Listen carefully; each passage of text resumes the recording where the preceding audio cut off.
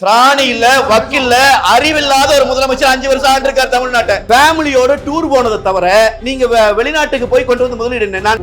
வெத்து வேஷம்ங்க, வெறும் பேச்சுங்க. பெண்களுக்காக நாங்கள் போராடுவோம், நாங்கள் பெண்களுக்கான பாதுகாப்பு அப்படின்னு யூடியூப்ல இந்த டிபேட்டை முடிச்சிட்டு சிவாஜி கிருஷ்ணமூர்த்தியின் சொற்பொழிவுகள்னு போட்டு பாருங்க. பெண்கள் குறித்து எந்த அளவுக்கு ரொம்ப கண்ணியமான நாகரிகமான கருத்துக்களை அவர் பதிவு பண்ணியிருக்காரு. வீட்டுக்கே சோறு போட முடியல, நீ ஊருக்கு சோறு. தனிப்பட்ட தாக்குதல் பண்ணாதீங்க. பக்குவமான தலைவர்கள் நடந்துக்கணும். தனிப்பட்ட தாக்குதல் என்ன? ஆமா, வளர்ச்சி திட்டங்களை செஞ்சுட்டு தான் இருக்கிறாங்க. கஞ்சா கடத்தும் திட்டம், கள்ளச்சாராயம் காய்ச்சும் திட்டம், டாஸ்மாக பிளாக்ல ஓட்டுற திட்டம், இந்த மாதிரி நிறைய கஞ்சா செடிலாம் 9 அடிக்கெல்லாம் வளர்த்து சாதனைலாம் பண்ணிட்டு இருக்கிறாங்க. உலக நாடுகளோட தான் போட்டி. எதுக்கு? மெத்து கஞ்சா கடத்துறதுல. கருணாநிதி குடும்பம் இந்த தொழில் செய்வதற்கு பதிலாக வேறு தொழில் செய்யலாம்னு ஒரு தலைவர் சொன்னார். அது என்ன தொழில் என்பதையும் சொன்னார். அந்த தலைவர் இப்பொழுது எங்கே இருக்கிறார் என்பதையெல்லாம் அவர்கள் நினைவுபடுத்திக் கொள்ள வேண்டும். அதே போல அதுக்கும் மேல ஒரு வார்த்தைக்கு போய் ஸ்டாலின் இஸ் நோ மெட்டல். ஒரு அடிப்படை உறுப்பினருக்கு இருக்கிற அறிவு கூட ஸ்டாலினுக்கு இல்லை. நான் சொன்னா கூட கோபத்துக்கு வருவார். ஆனா சொன்ன தலைவர் எங்கே இருக்கிறார், அவருக்கு எத்தனை சீட்டு கொடுத்திருக்கிறீர்கள் என்பதை பார்க்க வேண்டும். ஒரு 2 மாத காலத்துக்குள்ள மலேசியால போய் ஒரு தலைவர் நடனம் ஆடுகிறார் என்று சொன்னால் இது என்ன வகையான மனநிலையில் இருக்கிற ஒரு தலைவராக செய்ய முடியும்?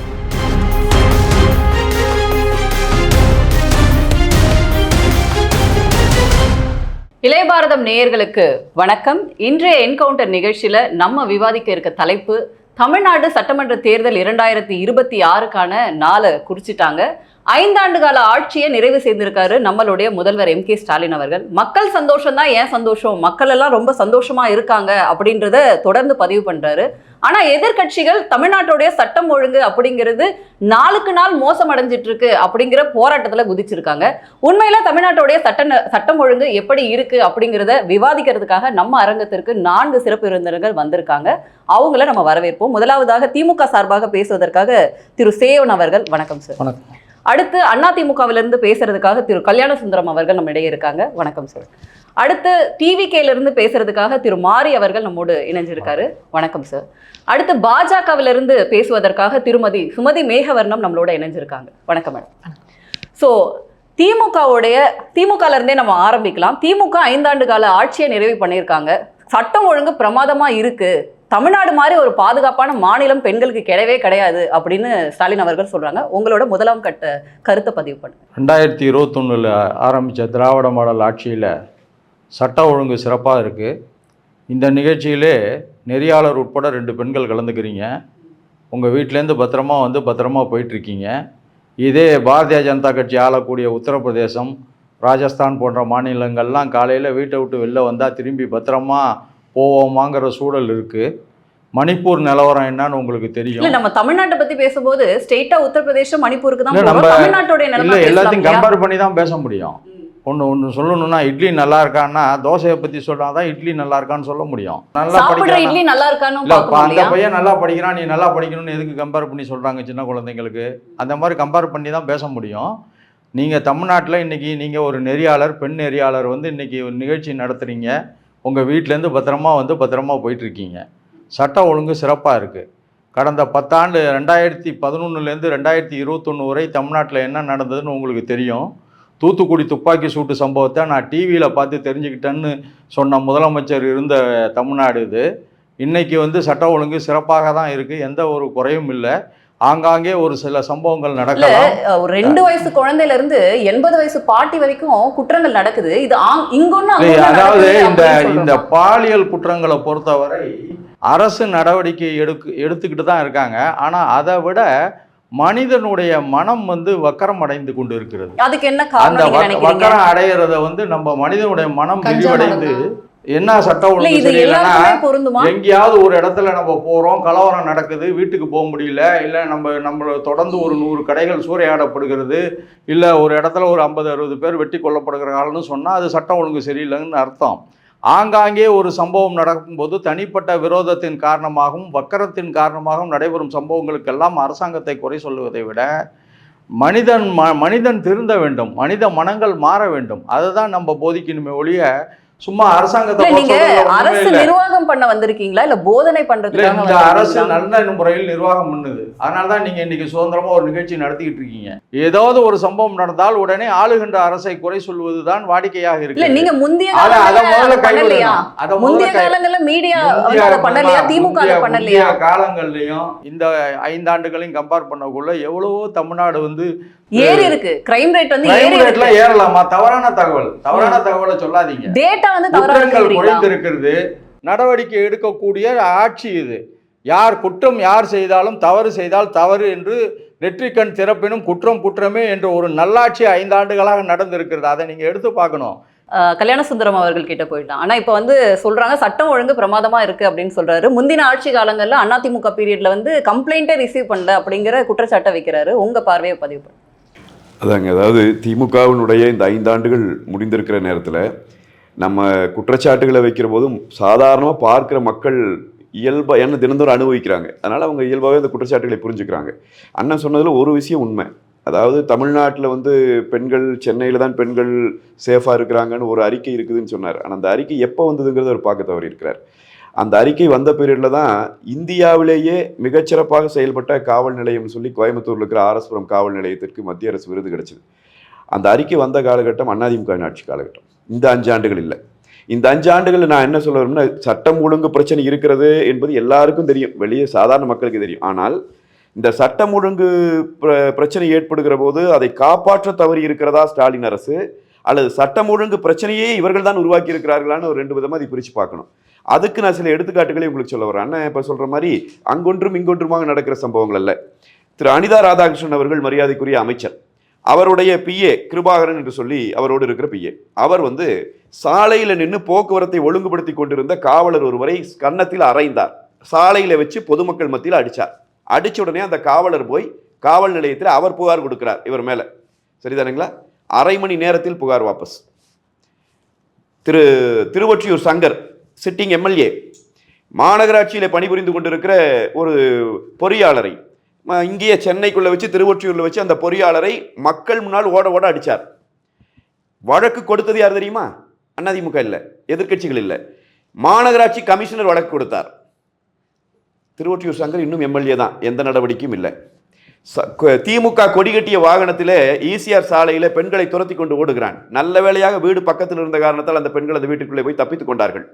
அவரை பற்றி விசாரிக்கிற அந்த 4 பேர் யாருன்னு காட்டுங்கன்னு சொன்னோம். அந்த 4 பேரும் திமுக காரர்கள் அல்ல, டோல்கேட்டில் பணம் கட்ட வேண்டாம் என்பதற்காக திமுக கொடிகட்டி இருந்தார்கள் என்று சொல்லி வழக்கு முடித்து வைக்கப்பட்டது. அண்ணா பல்கலைக்கழகத்திற்குள்ளே போய் ஒரு மாணவியை நாம் சொல்ல முடியாத அளவிற்கு கொடூரமாக ஒரு பாலியல் வன்கொடுமைக்கு ஒருவன் உட்படுத்துகிறான். அவன் போய் திமுக தலைவர்களோடு படம் எடுத்தான் என்றால் அது குறையில்லை, தப்பில்லை. இன்னைக்கு எந்த கட்சி கூட வேணா யார் வேணா எடுக்கிற சூழல் இருக்குது, அது இல்லை. ஆனா அவன் வீட்டில் ஸ்டாலின் அரசாங்கத்தில் இருக்கிற மாண்புமிகு அமைச்சர் அமர்ந்து சாப்பிட்டு கொண்டிருக்கிறார். படம் வெளியே வருகிறது. அந்த அளவுக்கு அவன் நெருக்கமாக இருந்திருக்கிறான். அந்த ஒரு குற்றம் தான் நடந்தது, அன்றைக்கு தான் நடந்தது. அவன் ஒருவன் மட்டும்தான் குற்றவாளி, ஒரே ஒரு பெண் தான் பாதிக்கப்பட்டாள் என்று சொல்லி வழக்கை முடித்து விட்டார்கள். இந்த அமைச்சர் யார் அந்த சார் என்று நாம் கேட்டோம். இந்த அமைச்சருக்கு இருக்கிற தொடர்பு குறித்து எந்த விளக்கமும் இல்லை. திமுகவினுடைய மரியாதைக்குரிய கனிமொழி அவர்கள் நாடாளுமன்ற உறுப்பினர் கலந்து கொள்ளுகிற பொதுக்கூட்டத்திலே திமுக குண்டர்கள் 2 பேர் ஒரு பெண் காவல்துறை அதிகாரிக்கு யூனிஃபார்ம்ல இருந்த போலீஸ் ஆபீசருக்கு பாலியல் தொந்தரவு கொடுக்கிறார்கள். குறுக்கீட்டுக்கு மன்னிக்கவும், இவ்வளோ சகோதரர் பேசுகிறாரு. இன்னைக்கு ஒரு ஆர்ப்பாட்டம் நடக்குது. தமிழ்நாட்டில் சட்ட ஒழுங்கு சரியில்லைன்னு எதிர்க்கட்சிகள் ஆர்ப்பாட்டம் நடத்துகிறாங்க. அதில் கலந்து கொண்டு அதிமுகவை சேர்ந்த ஒரு மூத்த அமைச்சராக, சட்டத்துறை அமைச்சராக, இன்றைக்கு மூத்த தலைவராக இருக்கக்கூடிய CV சண்முகம் என்ன பேசினாரு, அதுக்கு அண்ணா என்ன விளக்கம் சொல்றாருன்னு கேளுங்க. கனவை சொல்லுங்கள் என்று முதலமைச்சர் சொல்கிறார். எனக்கு நயன்தாரா வேண்டும், கொடுப்பீங்களா அப்படின்னு ஒரு மூத்த அமைச்சராக இருந்த ஒருவர் கேட்கிறார். அப்ப பெண்களை பத்தி பேசுறதுக்கு அதிமுகவுக்கு அருகதையே கிடையாது. பெண்களை வந்து கொச்சைப்படுத்தக்கூடிய அதிமுக பெண் பாதுகாப்பு பத்தியோ பெண்களுக்கு பாதுகாப்பு இல்லைன்னு பேசுறதுக்கோ அருகதை இல்லை. அதுதான் நான் சொல்ல விரும்புறேன். இந்த CV சண்முகத்தோட பேச்சுக்கு என்ன பதில் சொல்றாரு இல்ல, அவர் என்ன பேசுறாருன்னு அதுக்கு பதில் சொல்லுங்க. ஏன்னா தொடர்ந்து பெண்களை கொச்சப்படுத்தினவர் CV சண்முகம். அதுக்கு உள்ள பதில சொல்லிட்டு இந்த திமுக அரசு மேல குற்றம் சொல்லுங்க. இப்போ நான் இவ்வளவு குற்றச்சாட்டு அடிக்கிருக்க ஒரு குற்றச்சாட்டுக்கு இவர் மட்டும் இல்லை, அது இவர் மேல் பிழை இல்லை, திமுகவில் யாராலும் பதில் சொல்லும். இது மாதிரி நான் இப்போ அடுக்கணும்னா என்னால் இன்னும் 100 அடுக்க முடியும். இது எல்லாம் நான் சொல்லுவது அங்கொன்றும் இங்கொன்றுமாக நடந்த குற்றங்கள் அல்ல, திமுக காரர்கள் செய்த குற்றம், திமுகவில் பதவியில் இருக்கிறவங்க செய்த குற்றம். சாதாரண ஏழை மக்களை அழைச்சிட்டு போய் ஏமாற்றி கிட்னி திருடப்பட்டிருக்கிறது, வழக்கு பதிவாயிருக்கிறது. கிட்னி திருடிய மருத்துவமனை திமுக எம்எல்ஏக்கு சொந்தமான மருத்துவமனை, புரியுதானுங்களா? அப்ப திமுக எம்எல்ஏவாக இருப்பவர்கள், திமுக கவுன்சிலர் ஒருத்தர் தான் போய் நாம் தமிழர் கட்சிக்காரர் ஈரோட்டில் வச்சிருக்கிற பேக்கரி அடிச்சு உடைச்சார். கவுன்சிலர், சிட்டிங் கவுன்சிலர் உடைச்சிருக்கிறார். திமுகவை சேர்ந்த கவுன்சிலர் கஞ்சா விற்கிறார் என்று சொல்லி அவர் மேல வழக்கு கொடுக்கிறார். அதிமுகவை சேர்ந்த பகுதி செயலாளர் சேலத்தில் கொண்டாலம்பட்டியில். அடுத்த 2வது நாள் கூலிப்படையை வைத்து வெட்டி கொலை செய்து விட்டார்கள். வழக்கு கைது செய்யப்பட்டிருக்கிறார் திமுகவினுடைய கவுன்சிலர். இப்ப இந்த சட்டம் ஒழுங்கை கெடுப்பதிலே ரவுடிசம் பண்றது, அராஜகம் பண்றது, தெருவில் இறங்கி கட்ட பஞ்சாயத்து பண்றது, இந்த வேலைகளிலே திமுகவை மிஞ்சுவதற்கு ஆளே இல்லை. நீங்க இருங்க, ஒரே நிமிஷம். இது ஒரு பக்கம், இது இவங்களால் கெடுக்கப்பட்ட சட்டம் ஒழுங்கு. இன்னொரு பக்கம் நான் இன்னொரு ரொம்ப வேதனையான விஷயத்தை பதிவு பண்றேங்கம்மா. 2.5 வயசு குழந்தை பாலியல் வன்புணர்வு பண்ணி கொலை செய்யப்படுது. இவர் அண்ணன் சொல்றாரு, நீங்க அப்படி பேசிட்டீங்க, அப்படி பேசிட்டு இப்படி பேசிட்டு பொன்முடிவெல்லாம் எடுத்து பேசணும்னா அது தாங்காது. அது ஒரு பக்கம் விடுங்க. 2.5 வயசு குழந்தை கொலை செய்யப்படுது, பாலியல் வன்கொடுமை பண்ணி. அந்த குழந்தை கொலை செய்யப்பட்டது எப்ப? டிசம்பர் 2025. குற்றவாளி கைது பண்றது எப்ப? மார்ச். குற்றவாளி கைது பண்ணா யார்? அவரு திமுகவோட பொறுப்பாளர். அதுல பிரச்சனை என்ன தெரியுமா? அவர் திமுக பொறுப்பாளர் இருந்தது பிரச்சனை அல்ல. அந்த உடற்கூறு ஆய்வில் அந்த குழந்தை பாலியல் வன்புணர்வு செய்து கொலை செய்யப்பட்டிருக்கிறதுங்கிற உடற்கூறு ஆய்வில் அந்த பாலியல் கொடுமை செய்யப்பட்டிருக்கிறது என்பதையே மறைத்திருக்கிறது போலீஸ். போலீஸ் யாருக்கு வேலை செய்யுதுன்னு புரியுதா உங்களுக்கு? அண்ணா நகர்ல 10 வயசு குழந்தைய பாலியல் வன்புணர்வுக்கு உட்படுத்தப்படுறான். அந்த தகப்பன் அந்த குழந்தைய இப்படி பண்ணிட்டான்னு சொல்லி காவல் நிலையத்தில் புகார் கொடுக்க போனா போலீஸ் அந்த தகப்பனை அடிக்குது. அது நீதிமன்றம், நான் அதிமுக இல்ல, உயர் நீதிமன்றம் தலையிட்டு இந்த போலீஸ்னால இங்க நீதி கிடைக்காது என்று சொல்லி நீங்கள் சிபிஐக்கு கொடுங்க வழக்கேன்னு உயர் நீதிமன்றம் உத்தரவு போடுது. ஸ்டாலின் அரசாங்கம் சிபிஐ வேண்டான்னு உச்ச நீதிமன்றத்துக்கு போகுது. இந்த அளவிற்கு கேவலமா சட்டம் ஒழுங்க இவன் மோசமா வச்சிருந்த ஒரு அரசாங்கத்தை உலகத்தை பார்க்க முடியுமா? நீங்க இவர்களே சட்டம் ஒழுங்கை கெடுக்கிறார்கள் நான் சொல்றேன். நீங்க மத்தவங்க எடுக்கிறது இவங்க தடுக்கிறது ஒரு பக்கம். அதை நான் பட்டியல் போட்டேன்னா நாம இன்னைக்கு 3 நாளைக்கு நம்ம நிகழ்ச்சி நடத்த வேண்டியது வரும்.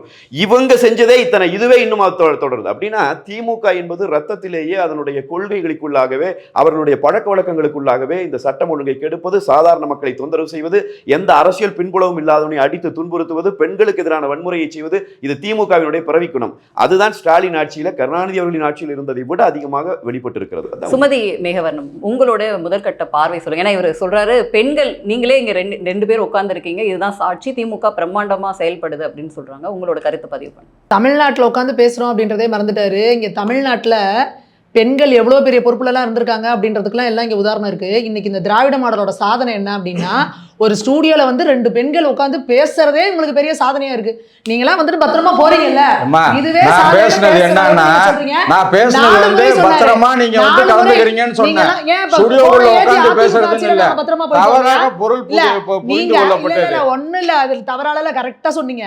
என்னன்னா, போன அதிமுக ஆட்சியில் யாராவது இப்படி உட்காந்து டிபேட் பண்ணமா? ஏன் பண்ணல? அப்ப அந்த பிரச்சனை கிடையாது. நீங்க இன்னைக்கு பெண்களுக்கு இவ்வளவு பிரச்சனை இருக்கிறதுனால தான் நாங்க பத்திரமா வந்து ஸ்டூடியோல ஒரு ரெக்கார்டு பண்ணிட்டு போனோம்னாலே அது சாதனையா இருக்கு. அதான் திராவிட மாடல் சாதனை. அப்புறம் சொல்றாரு, அங்கொன்னும் இங்கொன்னுமா நடக்கிறதுக்கு ஆட்சியாளர் எப்படி பொறுப்பேற்றுக்க முடியினாரு. இதே வாய் போன வருஷம் போன ஆட்சியில் அதிமுக என்ன சொன்னாங்க?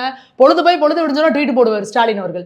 எடப்பாடி பழனிசாமி இதற்கு பொறுப்பேற்க வேண்டும், பதவி விலக வேண்டும் அப்படின்னு போடுவாரு. அதே மாதிரி பெண்களுக்கு எதிரான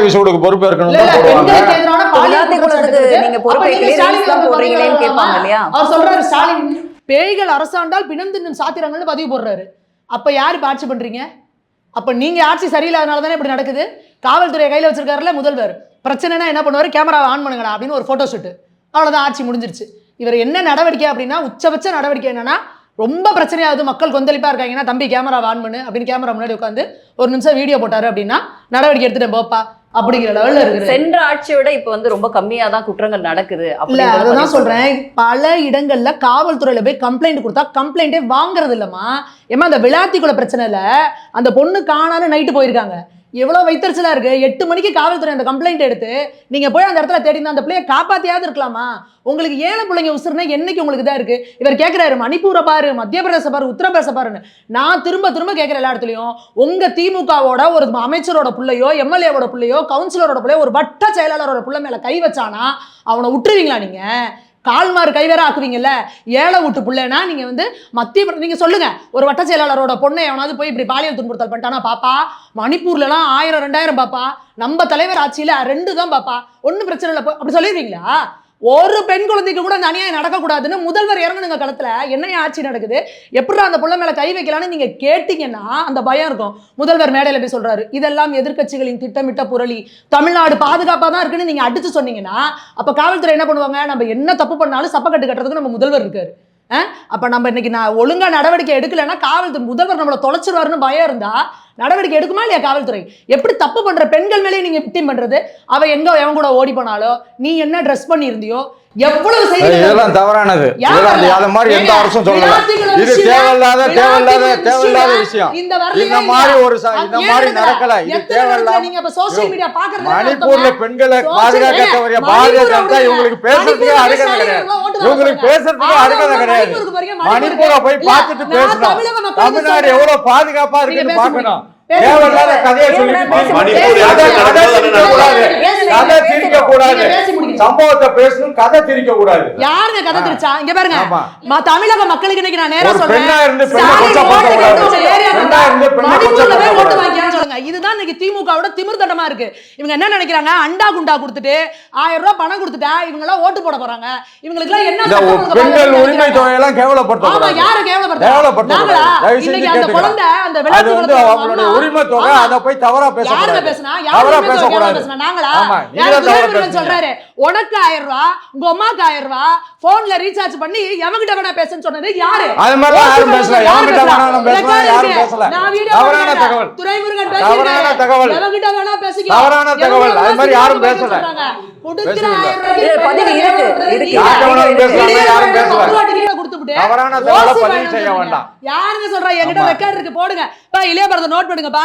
இத பேசி முடிச்சதும் துரைமுருகன் சொன்னாரா இல்லையா அந்த வீடியோ ப்ளே பண்ணுங்க. எதா இருந்தாலும் சொல்லிட்டு சொல்லலன்னு இவங்க போய் பேசிட்டு இருக்காங்க. தாத்தா காலத்து திமுகவே இருக்காங்க. எங்கயாவது ஒரு மூலையில மேடை போட்டு பேசிவிட்டு நான் இந்துக்கள்னா திருட அப்படின்னு சொல்லிட்டு டாபிக்ல இருந்து ஏன் டிவியேட்? இந்த பாரதிய ஜனதா கட்சிக்கு இந்துத்துவா எடுக்கலன்னா தூக்கம் வராது. கரெக்டா இதுதான் எடுக்கிறாங்க. தேர்தல் நேரம் வந்தாலே இந்துத்துவா எடுக்கிறதுதான் வேலை, வேற வேலை இல்ல. மாரி அவர்கள், நீங்க உங்களோட கருத்தை பதிவு. இப்போ இதில் நீங்கள் பார்த்தீங்க அப்படின்னா அக்கா பல கருத்துக்கள் பதிவு பண்ணாங்க. அதுக்கு முன்னாடி அண்ணன் ஒரு கருத்து பதிவு பண்ணாரு, கல்யாண அண்ணன் ஒரு கருத்து பதிவு பண்ணுறாங்க. இவங்க 2 பேரும் கருத்து பதிவு பண்ணுறாங்க, மாற்றி குற்றம் சொல்கிறாங்க. இது 2மே உண்மைதான், இது எல்லாம் நான் மறுக்கலன்னு சொல்லலை. நான் வந்து சாமானியனா வெளியிலேருந்து ஒரு பார்வை பார்ப்போம். இன்னைக்கு இந்த அரங்கத்துக்குள்ள உட்காந்துருக்கீங்க, அண்ணன் 3 முறை சொல்லிட்டாரு 2 பெண்கள் எவ்வளவு பாதுகாப்பா இருக்காங்க, 2 பெண்கள் எவ்வளவு பாதுகாப்பா இருக்காங்க. நீங்க 2 பெண்கள் தான் தமிழ்நாட்டுக்குள்ள இருக்கீங்களா? அண்ணன் செய்திகள் எதையுமே பார்க்க நீங்க பேசும்போது நான் குறுக்கிடல, விட்டுருங்க. எதிர்கட்சியா இருக்கும்போது நம்ம எதிர்கட்சியா செயல்படக்கூடாது அப்படின்ற ஒரு ட்ரெண்டை இல்ல நாங்க எதிர்கட்சியா தான் செயல்படுவோம். எதுக்கு எடுத்தாலும் இது குதிரை பேர் ஆட்சி, எடப்பாடி பழனிசாமி பதவி விலகணும் போற பக்கம் எல்லாம் சொல்லி இந்த ஆட்சி வந்து 4 நாள் தாங்காது 10 நாள் தாங்காது அப்படின்னா ஐயா ஸ்டாலின் பேசிட்டு இருந்தாரு. இன்னைக்கு இவர் ஆளுங்கட்சியா வந்ததுக்கு அப்புறம் எதுக்கெல்லாம் எதிர்த்து பேசினாரோ அது எல்லாத்துக்குமே இவர் வந்து அமைதியா போகிறாரு. ஒண்ணும் இல்ல, நீங்க நல்லா பாருங்க, தூத்துக்குடி துப்பாக்கி சூட்டை 2 முறை சொன்னாரு. ஆமா நாங்க ஏத்துக்கிறோம், எனங்களுக்கும் உடன்பாடு கிடையாது, ஒரு முதலமைச்சர் வந்து பொறுப்பற்ற பதில் சொல்லியிருக்க கூடாது, நான் ஊடகத்தை பார்த்தா தெரிஞ்சுட்டு சொல்லக்கூடாது. ஆனா அதே நேரத்துல திருப்போணத்துல அஜித் குமார்னு ஒரு அப்பாவி இளைஞங்க என் ஊர்ல இருந்து 25 கிலோமீட்டர் ஒரு போனை எடுத்து முதலமைச்சர் சொல்றாரு, சாரிமா சாரி தெரியாம நடந்துருச்சு அப்படிங்கிறாரு. அக்கா கேட்டது போல ஒரு உண்மையிலேயே ஒரு திமுக உயர்மட்ட பதவியில் இருக்கக்கூடிய ஒரு மாணவனோ ஒரு இளைஞனோ இந்த மாதிரி கொலை செய்யப்பட்டு காவல்துறையால வெளியே வந்து போஸ்ட்மார்டம் ரிப்போர்ட் வேற, ஆனா உள்ளுக்குள்ள எவ்வளவு கொடூரமான சித்திரவதை செய்யப்பட்டு கொலை செய்யப்பட்டார். ஒரே வார்த்தையில போற போக்குல சாரிமா சாரி. இதே போல நீங்க பிரச்சாரம் போகும்போது என்னுடைய ஆட்சிக்கு கீழே ஏதாவது கொலை செய்யப்பட்டாலோ இல்ல லாக்அப் டெத் நடந்தாலோ நான் சாரிமா சாரின்னு சொல்லுவேன்னு சொன்னாரா? ஸ்டாலின் தான் வராரு விடியல் தர போறாரு அப்படின்னாங்க. அந்த ஸ்டாலின் தான் வராது விடியல் தர போறான்றது யாருக்கு தெரியுங்களா? அவரை சார்ந்த மக்களுக்கு, அவங்க குடும்பத்துக்கு, சட்டமன்ற உறுப்பினர்களுக்கு, அமைச்சர்களுக்கு. அதுதான் மக்களோட முடிவு, அதுதான் மக்களோட முடிவுன்னு அன்னைக்கே கணிச்சிட்டாரு. ஆனா நீங்க நினைச்சு பாருங்க, இப்ப அண்ணன் தமிழக வெற்றி கழகத்துக்கு அண்ணன் தமிழக வெற்றி கழகத்துக்கு தன்னுடைய மனைவிக்கே நீதி வழங்காதவர், அதாவது அவர் வந்து பெண்களை பத்தி பேச தனிப்பட்ட பெண்மணி நீதிமன்ற பங்கேற்கக்குள்ள தமிழக வெற்றி கழகம் பெண்களை பத்தி பேசுறதுக்கு எந்த அருகதையும்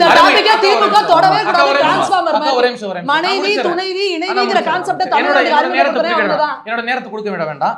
அண்ணன் அழகா சொல்றாங்க, பெண்களுக்காக நாங்கள் போராடுவோம், நாங்கள் பெண்களுக்கான பாதுகாப்பு அப்படின்னு யூடியூப்ல இந்த டிபேட்டை முடிச்சுட்டு சிவாஜி கிருஷ்ணமூர்த்தியின் சொற்பொழிவுகள்னு போட்டு பாருங்க. பெண்கள் குறித்து எந்த அளவுக்கு ரொம்ப கண்ணியமான நாகரிகமான கருத்துக்களை அவர் பதிவு பண்ணியிருக்காரு. இன்னைக்கு இருக்கக்கூடிய தேமுதிக அவங்க கூட்டணியில் இருக்காங்கல்ல, அந்த பெண் குறித்து அவர் என்ன பேசுறாங்க நீங்க பாருங்க. நீங்க பெண்களை பத்தி பேசுறத பத்தி பிறரை நீங்க சொல்லவே கூடாது, அதை தயவு செய்து பேசாதீங்க. நீங்க யோசிச்சு பாருங்க, இவர் சொல்றாரு அப்பாவி மாணவி நீட் தேர்வில் மரணம் அடைஞ்சாங்க, தன்னோட உயிரை மாய்த்து கொண்டு. அந்த இடத்துல அன்றைய முதலமைச்சர் துணை முதலமைச்சர் போகல, தவறுதான். அன்னைக்கு ஐயா ஸ்டாலின் அவர்கள் இன்றும் காணொலி இருக்கு, விமான நிலையத்தில் பேட்டி கொடுக்குறாரு. இது அரசே கிடையாது, ஒரு அடிமை அரசா இருக்கு, இதுக்கு நாங்க உறுதியான முறையில் மிகப்பெரிய நடவடிக்கை எடுப்போம், நாங்க ஆட்சியில் இருந்து அப்படி நடக்கும்னு கேட்டாரு. ஆனா அதே நேரத்துல அப்பாவி இளைஞர்களை பிஞ்சு குழந்தைகளை ஐயா உதயநிதி ஸ்டாலின் சொல்லிட்டாரு, நம்ம முதலமைச்சர் வந்த உடனே முதல் கையெழுத்து நீட் தேர்வுக்கு, அந்த ரகசியம் எங்க பாக்கெட்டுக்குள்ள இருக்கு, ஆட்சி முடிஞ்சோன்னு பாக்கெட்ல இருந்து வெளியில எடுத்து வைப்போம் அப்படின்னு சொன்னாங்க. என்ன நடந்துச்சு? ஊடகத்துல வந்த செய்தி அனிதா, அதுக்கப்புறம் எத்தனை மரணங்கள் நடந்துச்சு? இதுக்கு யார் பொறுப்பேற்றுக்கணும்? எங்க எல்லாத்தையும் விட்டுறலாங்க. இவங்க ஒரு கட்சிக்கு பேச வராங்க, அவங்க ஒரு கட்சிக்கு பேச வராங்க, நம்ம எல்லாருமே ஒரு சாமானிய மக்களை விடுவோம். ஒரு மாணவியை துன்புறுத்தி கொலை செஞ்சிடறாங்க, வன்புணர்வு செஞ்சு. நம்ம வீட்டில் இப்படி ஒரு பொண்ணு நடந்தா, இது மணிப்பூர்ல நடக்கலாமா, பார்த்துக்கலாம், ஒரு தைரியம் வரு, தலைவர் அடுத்தபடி இந்த நல்லபடியா செஞ்சு கொடுப்பாரு, நம்ம பேசுவோமா? மனசாட்சியை தொட்டு சொல்லுங்க. மனசாட்சின்னு ஒண்ணு வேண்டாமா? ஒரு மனிதாபிமான அடிப்படையில் இவங்க என்ன பண்ணணும்? எப்ப ஒரு வழக்கா 2 வழக்கா எல்லா நேரம் என்ன சொல்றாங்க? இதுல வேற பெருமையா ஐயா முதலமைச்சர் ஸ்டாலின் உட்கார்ந்து சொல்றாரு, எல்லாரும் என்னை அப்பான்னு கூப்பிடுறாங்க. ஆனா சத்தியமா யாரும் அவரை கூப்பிடல. அவரா சொன்னாரு, என்னை அப்பான்னு கூப்பிடுறாங்க, அதனால நான் பொறுப்பா இருப்பேன். சரி, அப்பான்னு கூப்பிடுறாங்க வீடியோ போட்டீங்களா, அதுக்கு அப்புறமாவது நீங்க எவ்வளவு பொறுப்பா நீங்க பொறுப்பா இருந்தீங்களா? ஒரே ஒரு விஷயம், அண்ணனா சீர் செய்யறீங்க, தேர்தல் வாக்குறுதி கொடுக்குறீங்க. ஒரே நிமிஷம், நீங்க நல்ல ஆட்சி பட்டு போட கொடுக்குறீங்க, உங்க மனைவிக்கு பட்டு போட உண்மை கொடுக்குறீங்க, உங்க மனைவியை பராமரிச்சீங்களா? நாங்க பணம் பதிக்க வைக்கல சாமி, நாங்க பணம் பதிக்க வைக்கல, நாங்க பணம் பதிக்க வைக்கல. சொல்லுங்க. இவர் சொல்றாரு, நான் முடிச்சிடுறேங்க, நான் சுருக்கமா முடிச்சிடுறேன். அண்ணன் சொன்னாரு, சிரிக்காம சொன்னார், உண்மையில அவருக்கு நம்ம பாராட்டணும், சிரிச்சா போச்சுல அவர் அனுப்பிச்சு வைக்கலாம். அண்ணன் சொன்னார், சட்டம் ஒழுங்கு சிறப்பா இருக்கு, பாதுகாப்பா இருக்கு அப்படின்னாரு. நீங்க சட்டம் ஒழுங்கு சிறப்பா இருக்கு, பாதுகாப்பு இருக்குன்னா எதுக்கு ஐயா ஸ்டாலினோட பிறந்த நாளுக்கு வீடு வீடா போய் அண்டா குண்டா கொடுக்குறீங்க? உங்களுக்கு தான் வாக்கு வரப்போதுல, எல்லாரும் உங்களை நேர்மையா தேர்ந்தெடுக்க போறாங்கல்ல. ஐயா காமராஜர் ஈக்குவலா எங்க தலைவர் ஆட்சி கொடுக்குறான்னு டிபேட்ல உட்காந்து பேசுறாங்க. காமராஜர் ஸ்ட்ராட்டஜிஸ்ட் வச்சிருந்தாரா, இல்ல விளம்பரப்படுத்திட்டு இருந்தாரா? ஒரு நல்ல தலைவன் என்ன பண்ணணும்? நான் இந்த விஷயங்கள்லாம் பண்ணியிருக்கேன், எனக்கு நீங்க வாக்கு செலுத்திருந்தா செலுத்துங்க, இல்ல வேண்டாம். ஆனா ஒவ்வொரு முறையும் நீங்க என்ன பண்றீங்க? திட்டமிட்டு மக்கள் பிரச்சனையில கவலை கிடையாது. இதுல திமுக இருக்கக்கூடிய நெருங்கிய உறவுகள்லாம் சொல்லக்கூடிய விஷயம் என்ன தெரியுமா? சரிங்க, என்னங்க பண்றது, முதலமைச்சருக்கு எதுவும் தெரியலங்க, என்ன நடந்ததுன்னு தெரியலங்க அப்படின்றாங்க. இத இல்லன்னு சொல்றாங்க. அடிப்படை ஆதாரமற்ற செய்தி. சரி, அடிப்படை ஆதாரமற்ற செய்தி. அஜித் யார் சொன்னான்னு பேரை சொல்ல சொல்லுங்க. எந்த நிர்வாகி சொன்னான்னு பேரை சொல்ல சொல்லுங்க. அஜித் குமாரோட மரண வழக்குல டிபேட்ல கலந்துக்குள்ள கொலை பண்ணல, ஒரு டிபேட்ல கலந்துக்குள்ள ஒரு முதலமைச்சருக்கு தெரியலன்னு திமுக சொன்னாங்க. தவறான செய்தியை சொல்லக்கூடாது. ஏன் போகல? தவறான செய்தியை சொல்லக்கூடாது. முதலமைச்சர் போனாரா? வாக்கு செலுத்தினாலும் வாக்கு செலுத்தலனாலும் நமக்கு முதலமைச்சர் யாரு சொல்லுங்க? பேர் சொல்லுங்க. ஸ்டாலின் அவர்கள் தானே. உங்க ஆட்சிக்கு கீழ ஒரு காவல்துறை டெத் நடந்துச்சு, அந்த இடத்துக்கு நீங்க ஏன் போகல? எதுக்காக போகல? இப்ப தூத்துக்குடி விஷயம் 41 பேர் செத்தாங்க விஜயால, அத போய் நேரா கூட விசாரிக்கல. அதுக்கு அருகதை இல்லாத விஜய் பேசவே கூடாது. இவங்களோட ட்ரெண்ட் பத்தி பேசவே கூடாது. எடப்பாடி பழனிசாமி ஆட்சியில கழுத்துல வெட்டினாங்க, எங்க ஆட்சியில வயித்துல தானே குத்துறாங்க, நல்ல ஆட்சி தானே கொடுத்துட்டு இருக்கோம். இதுதான் இவங்களோட கம்பேரிசனே. எப்ப பார்த்தாலும் எப்படின்னா, அங்க ஏன் இப்படி நடந்துச்சு, இங்க ஏன் இப்படி நடந்துச்சு, நாங்க சிறப்பான ஆட்சி கொடுக்குறோம், உங்களோட முன்னாள் அமைச்சர்கள் மேல வழக்கு இன்னும் நிலுவையில் இருக்கு, அதை பத்தி நீங்க இப்ப ஏதாவது விளக்கம் கொடுப்பீங்களா? அடுத்து இப்போ நீங்க தொடர்ந்து சொல்றது நாங்க கிளீனான ஆட்சி கொடுக்குறோம் அப்படின்றீங்க. ஒரு வாரத்துல இந்த விளாத்திக்குளம் குழந்தையோட வழக்கை எடுத்துக்கோங்க. இது வரைக்கும் முதல்வர் அவர்கள் அதை பத்தி பேசல. ஆனா இன்ஸ்டால ரீல்ஸ் போடுறாரு அப்படிங்கிற குற்றச்சாட்டு, ரீல்ஸ் போடுற 2 பசங்களை கூட்டு குற்றச்சாட்டு வைக்கிறாங்க. இதோட சேர்த்து திமுக நிர்வாகிகள் மேல தொடர்ந்து வரக்கூடிய குற்றச்சாட்டுகள், கிருஷ்ணகிரியாக இருக்கட்டும், இல்ல இங்க சென்னையிலயா இருக்கட்டும், இந்த மாதிரி தொடர்ந்து குற்றச்சாட்டு வருது. ஆனா நீங்க கிளீனான ஆட்சி தான் முதல்வர் கொடுக்குறாரு அப்படின்னு எப்படி சொல்றீங்க? அதாவது ரீல்ஸ் போடுறதுங்கிறது என்னன்னா, இல்ல ஒரு குடும்பமே கதறுது. அதாவது ஒரே விஷயம் தெரிஞ்சுங்க, இதுக்கும் அதுக்கும் முடிச்சு போடாதீங்க. இல்ல அப்ப நீங்க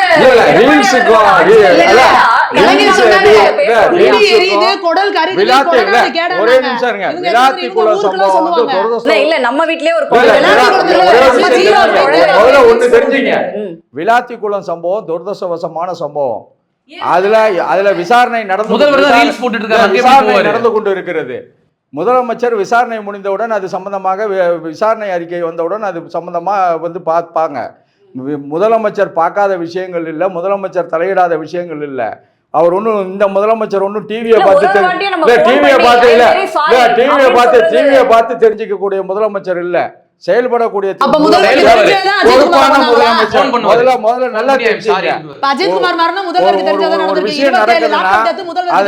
விசாரிச்சு நடவடிக்கை எடுக்கக்கூடிய முதலமைச்சர். காவல்துறை எங்கெல்லாம் தவறு செய்கிறதோ உடனடியாக நடவடிக்கை எடுத்து சிறையில் அடைக்க சொன்ன உத்தரவிட்ட முதலமைச்சர். தூத்துக்குடி சம்பவம் மாதிரி நான் டிவியில பார்த்து தெரிஞ்சுக்கிட்டேன்னு சொல்ற முதலமைச்சர் அதான் TV topic கூட அதை தான் எவ்வளவு முதல்ல நாளா அதை சொல்லிட்டு முதல்ல இருக்கீங்க. தெரிஞ்சுங்க. இன்னொன்னு இந்த அதிமுக மக்கள் வேதனைப்படும்போது ஜனதா கட்சியோட முதல்ல ஒரு ரீல்ஸ் தமிழக போடுறாங்க. வெற்றி அந்த கழகம் பி பெற்றோரோட டீம்ங்கிறது மனநிலைமை எப்படி இருக்கும்? ஒரே விஷயம் கேளுங்க. அதிமுக பாரதிய ஜனதா கோடு தமிழக வெற்றி கழகம் பி டீம்ங்கிறது இந்த டிபேட்லயே நல்ல வெட்ட வெளிச்சமா திமுக தெரியுது. பிஜேபியோட மெயின் இன்னைக்கு டீம் தமிழக வெற்றி அதுவும் கழகம் நீங்க தான் ஆளுங்கட்சியா இருக்கீங்க, அதனால பாப்பா அவங்க உங்க கையில கருத்தை இல்ல, பண்றாங்க. அவங்க இன்னைக்கு நம்ம இதே பேச தமிழக போற வெற்றி சூழல்ல கழகம் 2011 இருந்து 2021 வரை நடந்த சம்பவங்களை கண்டிச்சுதான். ம். தூத்துக்குடி சம்பவத்தை பத்தி நான் சொல்லக்குள்ள ஆமா அது தவறுதான் சொன்னாரா? இல்ல அதை பத்தி ஏன் கடந்த பேசுறீங்க? ஆட்சியில தவறு நடந்தது அப்ப அப்படின்னா அதாவது அதை மாற்றணும்னு சொல்லிதான் நீங்க ஒரே ஒரு வந்திருக்கீங்க. விஷயம் 2021 ஒரே ஒரு விஷயம் வச்சுக்கீங்க. ம். இந்த ஆட்சி சிறப்பான நல்ல ஆட்சி, இதை விட சிறப்பான ஆட்சியை கொடுக்க முடியாது. சட்டம் ஒழுங்கு பிரச்சனை எல்லாம் எதுவுமே கிடையாது. அங்கங்கே சில இல்ல கேளுங்க, ஆங்காங்கே சில துரதிர்ஷ்டவசமான சம்பவங்கள் நடக்குது. அந்த சம்பவம் அரசாங்கம் நடவடிக்கை எடுக்குது, கடும் நடவடிக்கை எடுக்குது. அண்ணா பல்கலைக்கழக பிரச்சனை சொன்னாங்க, விரைவான தீர்ப்பை பெற்று தந்து விரைவாக தண்டனை பெற்று. யார் அந்த சார்னு அதே சொல்லவே மாதிரி இல்லையே. கோயம்புத்தூர் பாலியல் யார் அந்த சம்பவத்துக்கு சாருங்க? 126 நாள்ல வந்து வழக்கம் நடத்தி பாதிக்கப்பட்ட பெண்ணுக்கு நீதி பெற்று தந்த ஆட்சி இது. அந்த பொண்ணோட தகவலை எப்படி வெளியிட்டீங்க? அதாவது ஒரே ஒரு அண்ணா விஷயம் யூனிவர்சிட்டி தெரிஞ்சுங்க. பெண்ணோட தகவலை வெளியிட்டீங்களா? அது அதாவது வெளியிடலாமா? ஒரே ஒரு விஷயம் நல்லா தெரிஞ்சுங்க. எங்கெல்லாம் அநீதி நடக்கிறதோ அங்கெல்லாம் தட்டி கேட்டு உரிய நடவடிக்கை எடுக்கக்கூடிய நல்ல ஆட்சியாக இந்த திராவிட ஒரு சிறிய மாடல் குறுக்கீடு, ஆட்சி நடக்கிறது. ஒரு சிறிய குறுக்கீடு. அதை பொறுக்க முடியாதவர்கள் தான் இதை பத்தி சுருக்கமான பேசுறாங்க. சுருக்கமான இன்னொன்னு, குறுக்கீடு. இந்த தமிழக வெற்றி கழகத்துக்கு பெண்களை பத்தியோ பெண் பாதுகாப்பை பத்தியோ பேசுறதுக்கு அருகது இல்ல.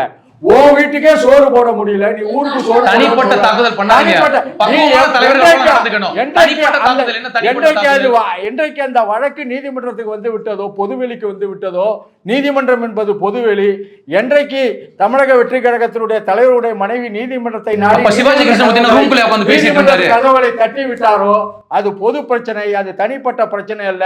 தன் வீட்டு பெண்ணுக்கே பாதுகாப்பு கொடுக்க முடியாதவன் ஊருக்கு பாதுகாப்பு கொடுப்பான் என்று சொன்னால் அதற்கு என்ன பதில்னு நீங்களே முடிவு ஒரே ஒரு சின்ன குறுக்கீடு. முடிச்சிருங்க. அண்ணன் அவர்கள் சொல்றாங்க இந்த மாதிரி தமிழக வெற்றி கழகம் குறித்து தனிப்பட்ட தாக்குதல் பண்றாங்க, அதை நான் கடந்து போறேன். தனிப்பட்ட தாக்குதல் இல்ல, பெண்களை பத்தி பேச உங்களுக்கு அருகதை இல்ல. சிவாஜி கிருஷ்ணமூர்த்தி பத்தி உங்க கருத்து என்ன சார்? சிவாஜி கிருஷ்ணமூர்த்தி உங்க விஜய் கருத்து ஒண்ணா? யாரு?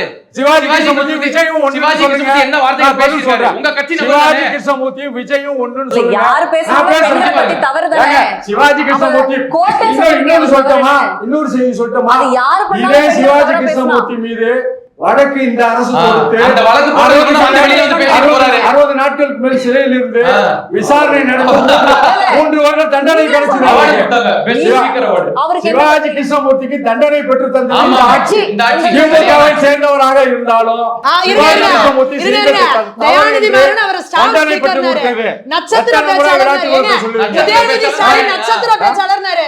உதயநிதி ஸ்டாலின் இதே சொன்னாரு சிவாஜி பாத்தியா? கிருஷ்ணமூர்த்திக்கு தண்டனை பெற்று அப்ப கொடுத்த அரசு, குற்றவாளிகள் இதே எல்லாம் சிவாஜி வந்து- கிருஷ்ணமூர்த்தியை 60 நாட்களுக்கு மேல் சிறையில் அடைத்த அரசு, மிகப்பெரிய அதே புரட்சி, மாதிரி மிகப்பெரிய புரட்சி. அதிமுக தவறு செஞ்சவங்களுக்கு தண்டனை வாங்கி கொடுத்தாங்கன்னு ஒரு சிவாஜி கிருஷ்ணமூர்த்தி நீங்க மீண்டும் இன்னொரு எடுத்திருக்கீங்க இல்லையா? சிவாஜி கிருஷ்ணமூர்த்தி விஜயும் ஒண்ணுன்னா சொல்லுங்க. நான் இருங்க, பதில் இங்க பாருங்க, சொல்றேன். இருப்பா.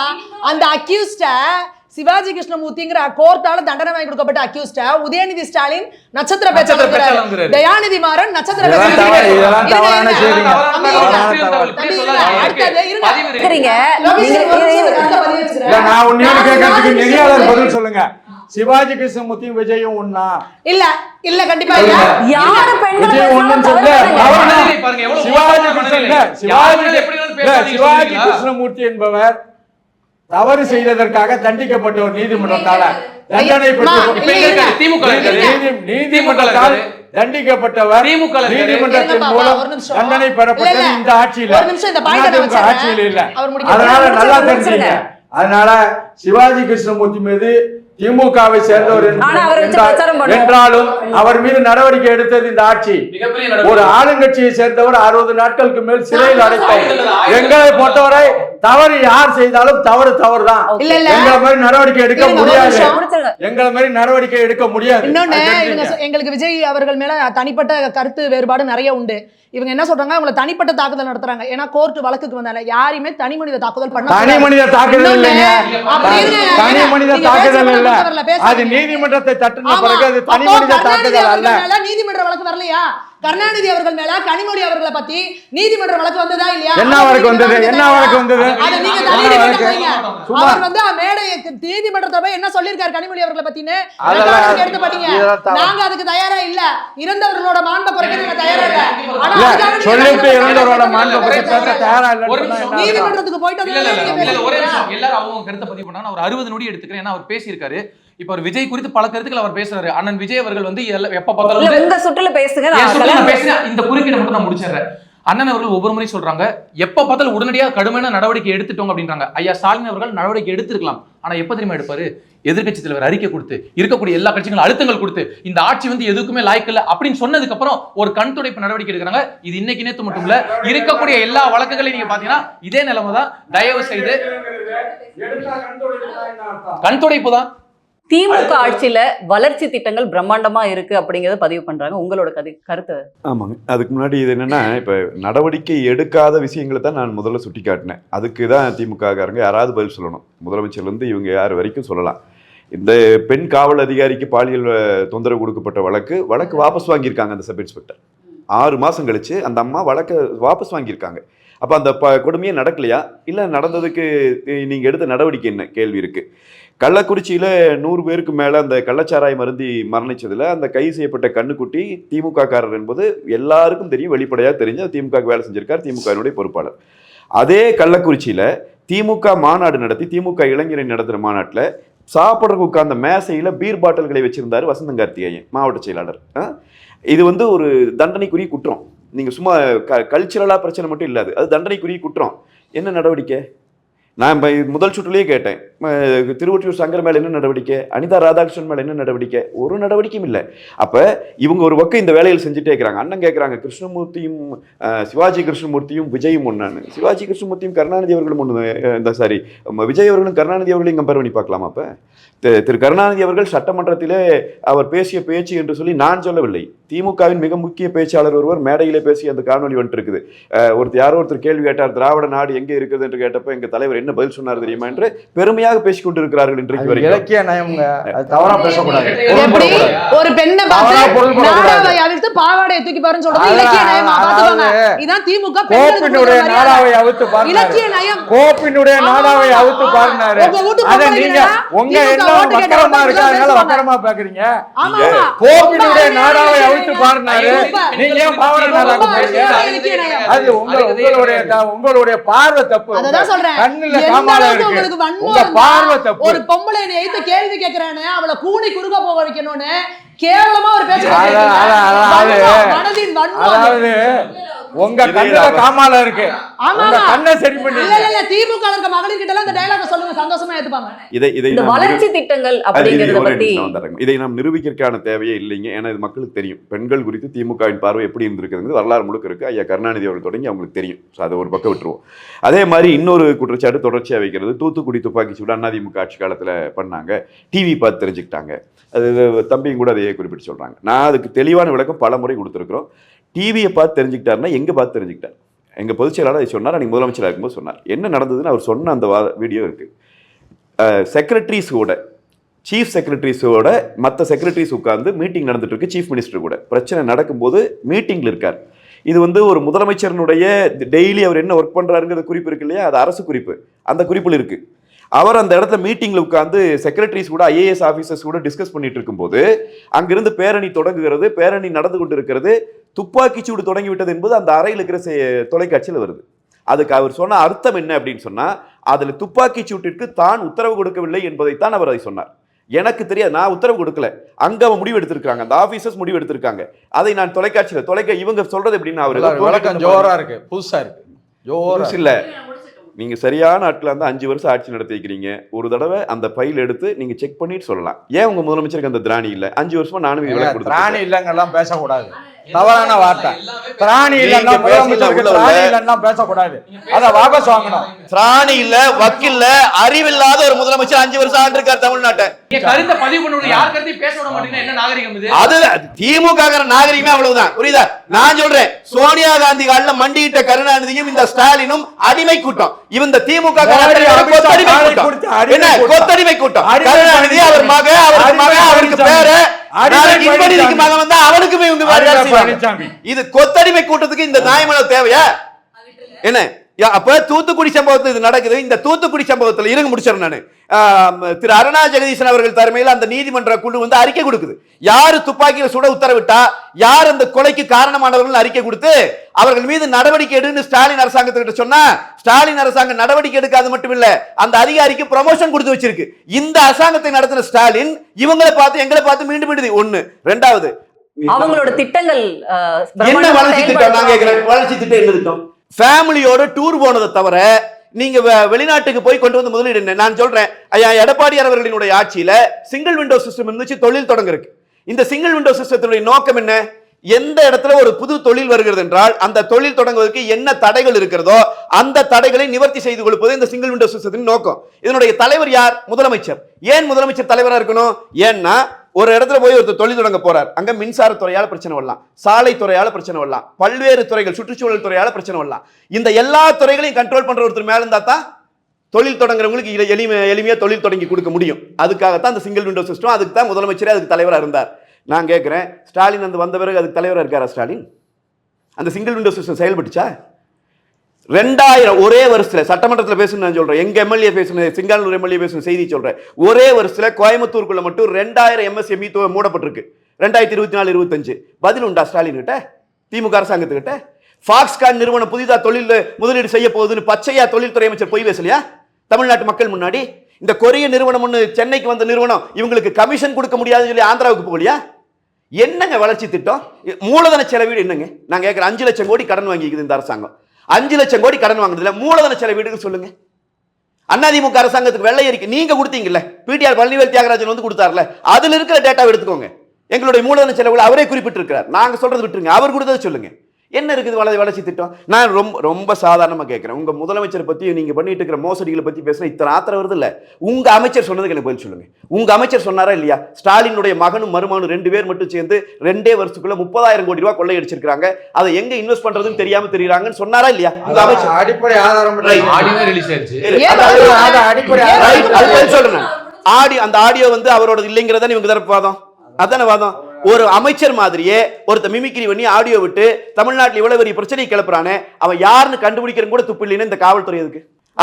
இருங்க ஒரே நிமிஷம் முடிச்சிடறேன். அதே பிடிஆர் பழனிவேல் தியாகராஜ டாஸ்மாக்ல 50% லீக்கேஜ் இருக்குது, பணம் கஜானாவுக்கு வரலை.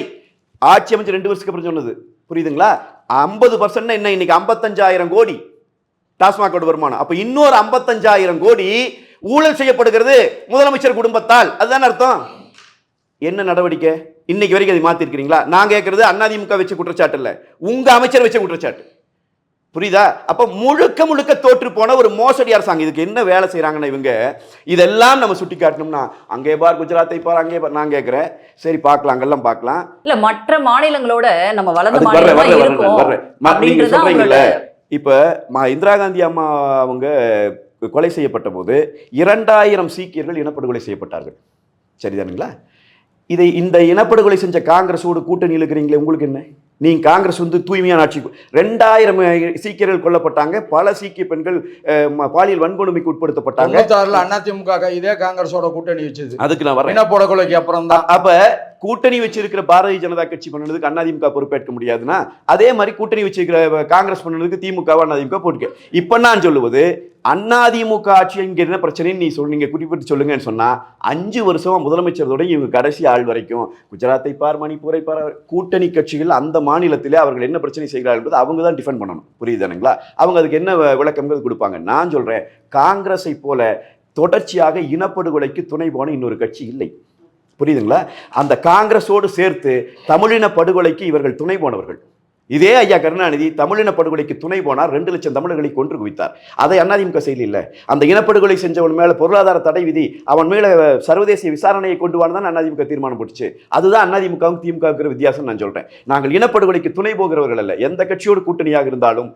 இதே குஜராத்ல இந்த படுகொலை நடந்தப்ப மோடி அவர்களுக்கு சர்டிபிகேட் கொடுத்தது தான் கருணாநிதி. இன்னைக்கு என்ன குதிக்கிறீங்க? நீங்க தானே கொடுத்தீங்க சர்டிபிகேட்டு. கருணாநிதி தான் கொடுத்தாரு. அந்த அமைச்சரவையில் கருணாநிதி தான் பங்கெடுத்து இருந்தாரு. அதிலும் தன் குடும்ப ஆளுகளுக்கு இப்போ அமைச்சரவை வாங்கிட்டு வந்தாரு. பாரதிய ஜனதாவோடு நாங்கள் கூட்டணியில் இருக்கிறோம். பாரதிய ஜனதா மீத்தேன் எடுக்கிற திட்டத்துக்கு ஓகே தான் சொல்லிச்சு. காங்கிரஸ் கொண்டு வந்த திட்டம், இந்த ஸ்டாலின் கையெழுத்து போட்டு கொடுத்த திட்டம், நாங்கள் தானே தடுத்து நிறுத்தணும் பாதுகாக்கப்பட்ட வேளாண் மண்டலம் போட்டு. பாரதிய ஜனதாவோட முரண்பட்டு நாங்கள் மாநில உரிமையை காப்பாற்றலையா? பாரதிய ஜனதா 3 மொழி கொள்கையினப்ப நாங்கள் 2 மொழி கொள்கைன்னு சொல்லி உறுதியா நின்னாரு எங்க பொதுச் செயலாளர் முதலமைச்சராக இருக்கிறப்ப. நாங்கள் மாநில கொள்கையை காப்பாற்றலையா? பாரதிய ஜனதா பொது சிவில் சட்டத்தை வேணும்னு அவங்க தேர்தல் அறிக்கையிலேயே கொடுக்குறாங்க. பாரதிய ஜனதாவோட நாங்கள் முரண்படலையா?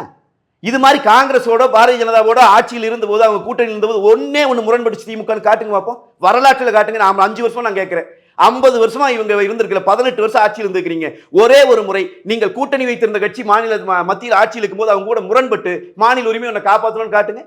பொய்யுங்க, வெத்து வேஷம்ங்க, வெறும் பேச்சுங்க, ஒண்ணுமே இல்லை. இந்த ஆட்சி என்பது இது போல ஒரு காட்டாட்சி இதற்கு முன்னால் தமிழ்நாட்டின் வரலாற்றில் நடைபெற்றதே இல்லை. மாரி அவர்களுக்கு ஒரு கேள்வி. இப்போ சூப்பர் ஸ்டார் ரஜினிகாந்த் அவர்களை பற்றி ஒரு தவறான தகவலை பதிவு பண்ணதா இன்னைக்கு அவர் அறிக்கை கொடுத்திருக்காரு. தாவேக்கா இந்த மாதிரியான நிலைப்பாட்டுல ஏன் வருது?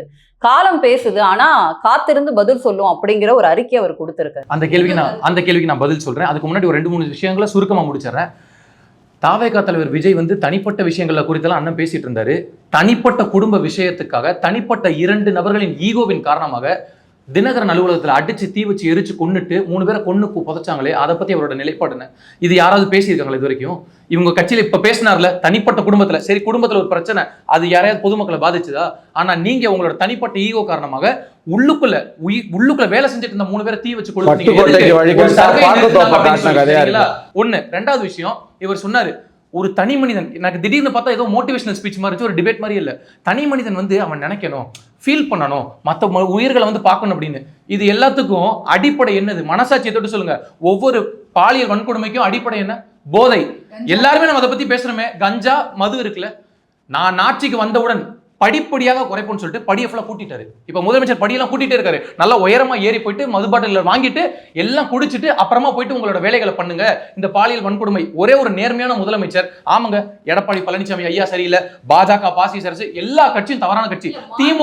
திமுக ஒரு முடிச்சற, திமுக ஒரு தூய்மையான கட்சி.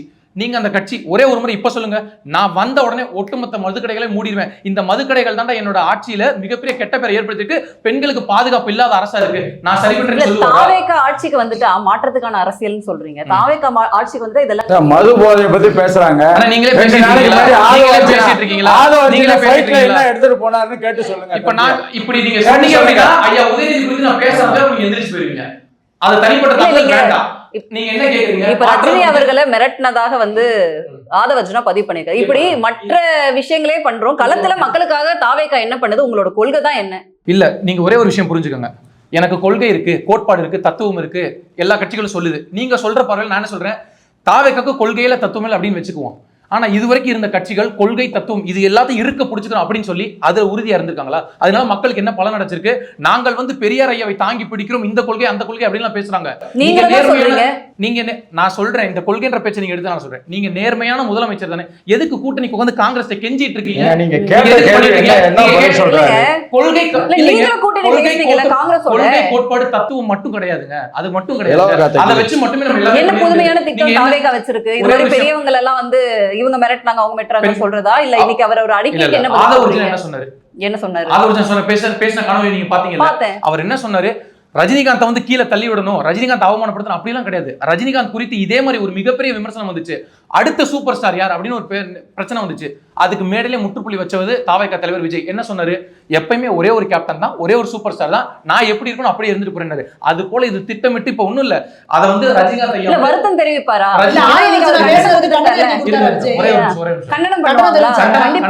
அளவுக்கு அது கருத்து இல்லன்னு நான் சொல்றேன். என் கருத்தை நீங்க உள்வாங்கிக்க. அவரே அறிக்கை கொடுத்திருக்காரு. ரஜினிகாந்த் அறிக்கை கொடுத்திருக்காரு. பேசுறது ஆதவர்ஜுனா பேசிட்டாரு. இதுக்கு ரஜினிகாந்த் அவர்கள் மறுப்பு தெரிவிச்சிருக்காரு, என்ன பத்தி வந்த தவறான தகவல்கள்னு. அந்த ஏன் ஒரு ஸ்டேட்மெண்டோட நீங்க நிக்கிறீங்க? ஆதவர்ஜுனா பேசுனது 100% தவறுங்க, நான் முடிச்சிடறேன். அந்த கருத்துக்கு கீழே 4 லைன்ல ஒண்ணு இருந்துச்சு. அவர் யாருக்கு நன்றி சொல்லியிருந்தான்னு பாத்தீங்களா? யாருக்கு சொல்லி? அதுதான் அரசியல். புரிஞ்சவங்க புரிஞ்சுக்கங்க, புரியாதவங்க புரிஞ்சுக்கிட்ட கேட்க. இல்ல, அவர் யாரெல்லாம் தனக்கு வாய்ஸ் பண்ணாங்களோ அவங்களுக்கு நன்றி சொல்லியிருக்காங்க. ஆமா, உறுதியா சொல்றேன். தவறான தகவல் பதிவு பண்ணிருக்கீங்க. மாற்று அரசியல் திரு ரஜினிகாந்த் அவர்களுக்கு என்ன திரு மாற்றம் ரஜினிகாந்த் கொண்டு அவர்களுக்கு வரீங்க? திமுக அழுத்தம் கொடுத்துச்சு, மிரட்டியதுன்னு ஆதவர்ஜனா பேசினாரு. உங்க மனசாட்சியை தொட்டு சொல்லுங்க, இவர் கட்சி அந்த துவங்க போறேன் அப்படின்ற அந்த நேரத்துல சொன்ன உடனே இவர் சன் டிவில ஒரு ப்ரொடக்ஷன்ல ஒரு படம் நடிச்சிட்டு இருக்காரு. அந்த நேரத்துல ரஜினிகாந்துக்கு அழுத்தம் கொடுக்குது, திமுக மிரட்டுது, அச்சுறுத்துகிறதுன்னு ஊடகத்துல செய்திகள் வந்தது, இப்பயும் இருக்குது. வந்தப்ப அவர் அறிக்கை கொடுக்கல. அப்ப என்ன அப்படின்னா இவருக்கு இப்ப தோணி இருக்கு இதை வந்து நம்ம மறுக்கணும். அவர் மறுத்துட்டாரு. இதனால ஒரு மிகப்பெரிய வந்து ஒரு பெரிய அரசியல் என்ன மாற்றத்துக்கான அரசியலை வந்து தாவேகா முன்வைக்குது?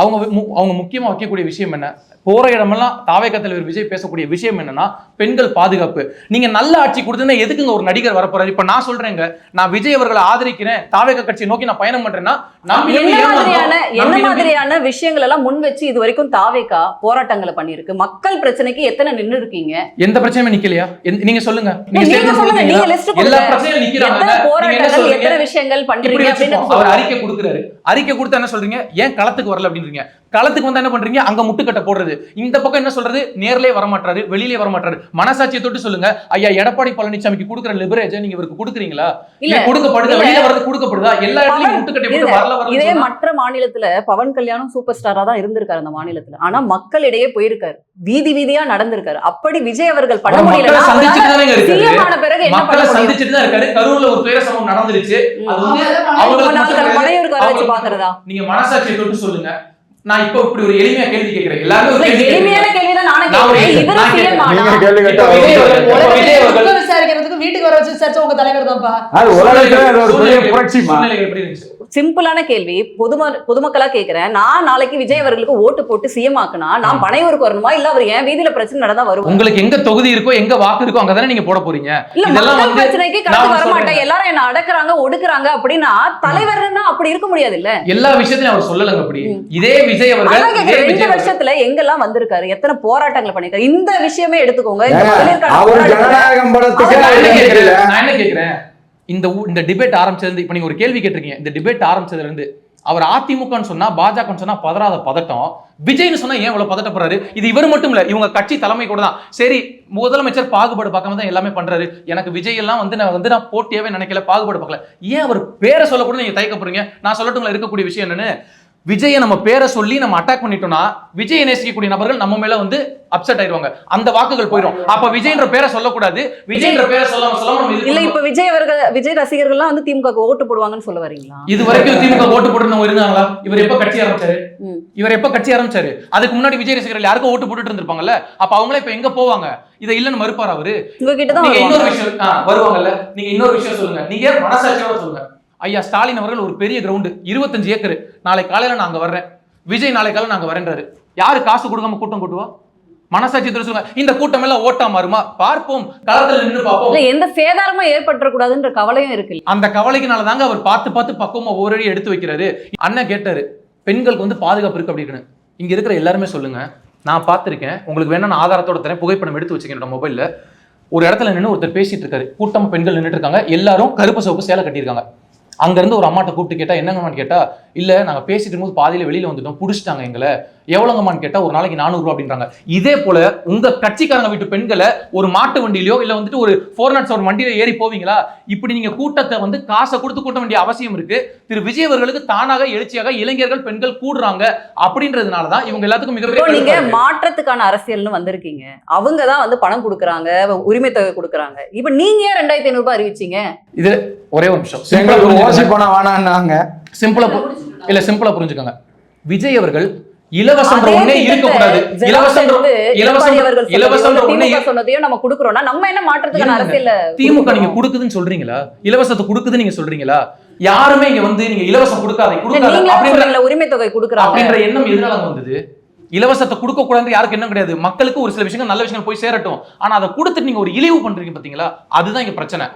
கொடுக்கலாம், பிரச்சனையே கிடையாது. நான் என்ன சொல்றேன், மக்களுக்கான ஒரு உரிமையை, அது உரிமை தொகையா இருக்கு, ஆனா உரிமையை கொடுத்துட்டு ஓசியில வாங்கிட்டு போற, ஓசியில பஸ்ல போற அப்படின்னு பேசுறதுனால தான் இங்க எல்லாருமே இலவசமே வேணாண்டா, எனக்கு வாழ்றதுக்கு நல்ல வாழ்க்கையை கொடு, நீங்க அந்த வாழ்க்கையும் கொடுக்க மாட்டீங்களே. இப்ப நீங்க திரு விஜய் அவர்கள் முதலமைச்சர் ஆயிட்டாருன்னு வச்சுக்கோங்க, ஒரு நாளைக்கு ஒரு பேச்சுக்கு, நாளைக்கு ஆயிடுறாரு, நாளைக்கு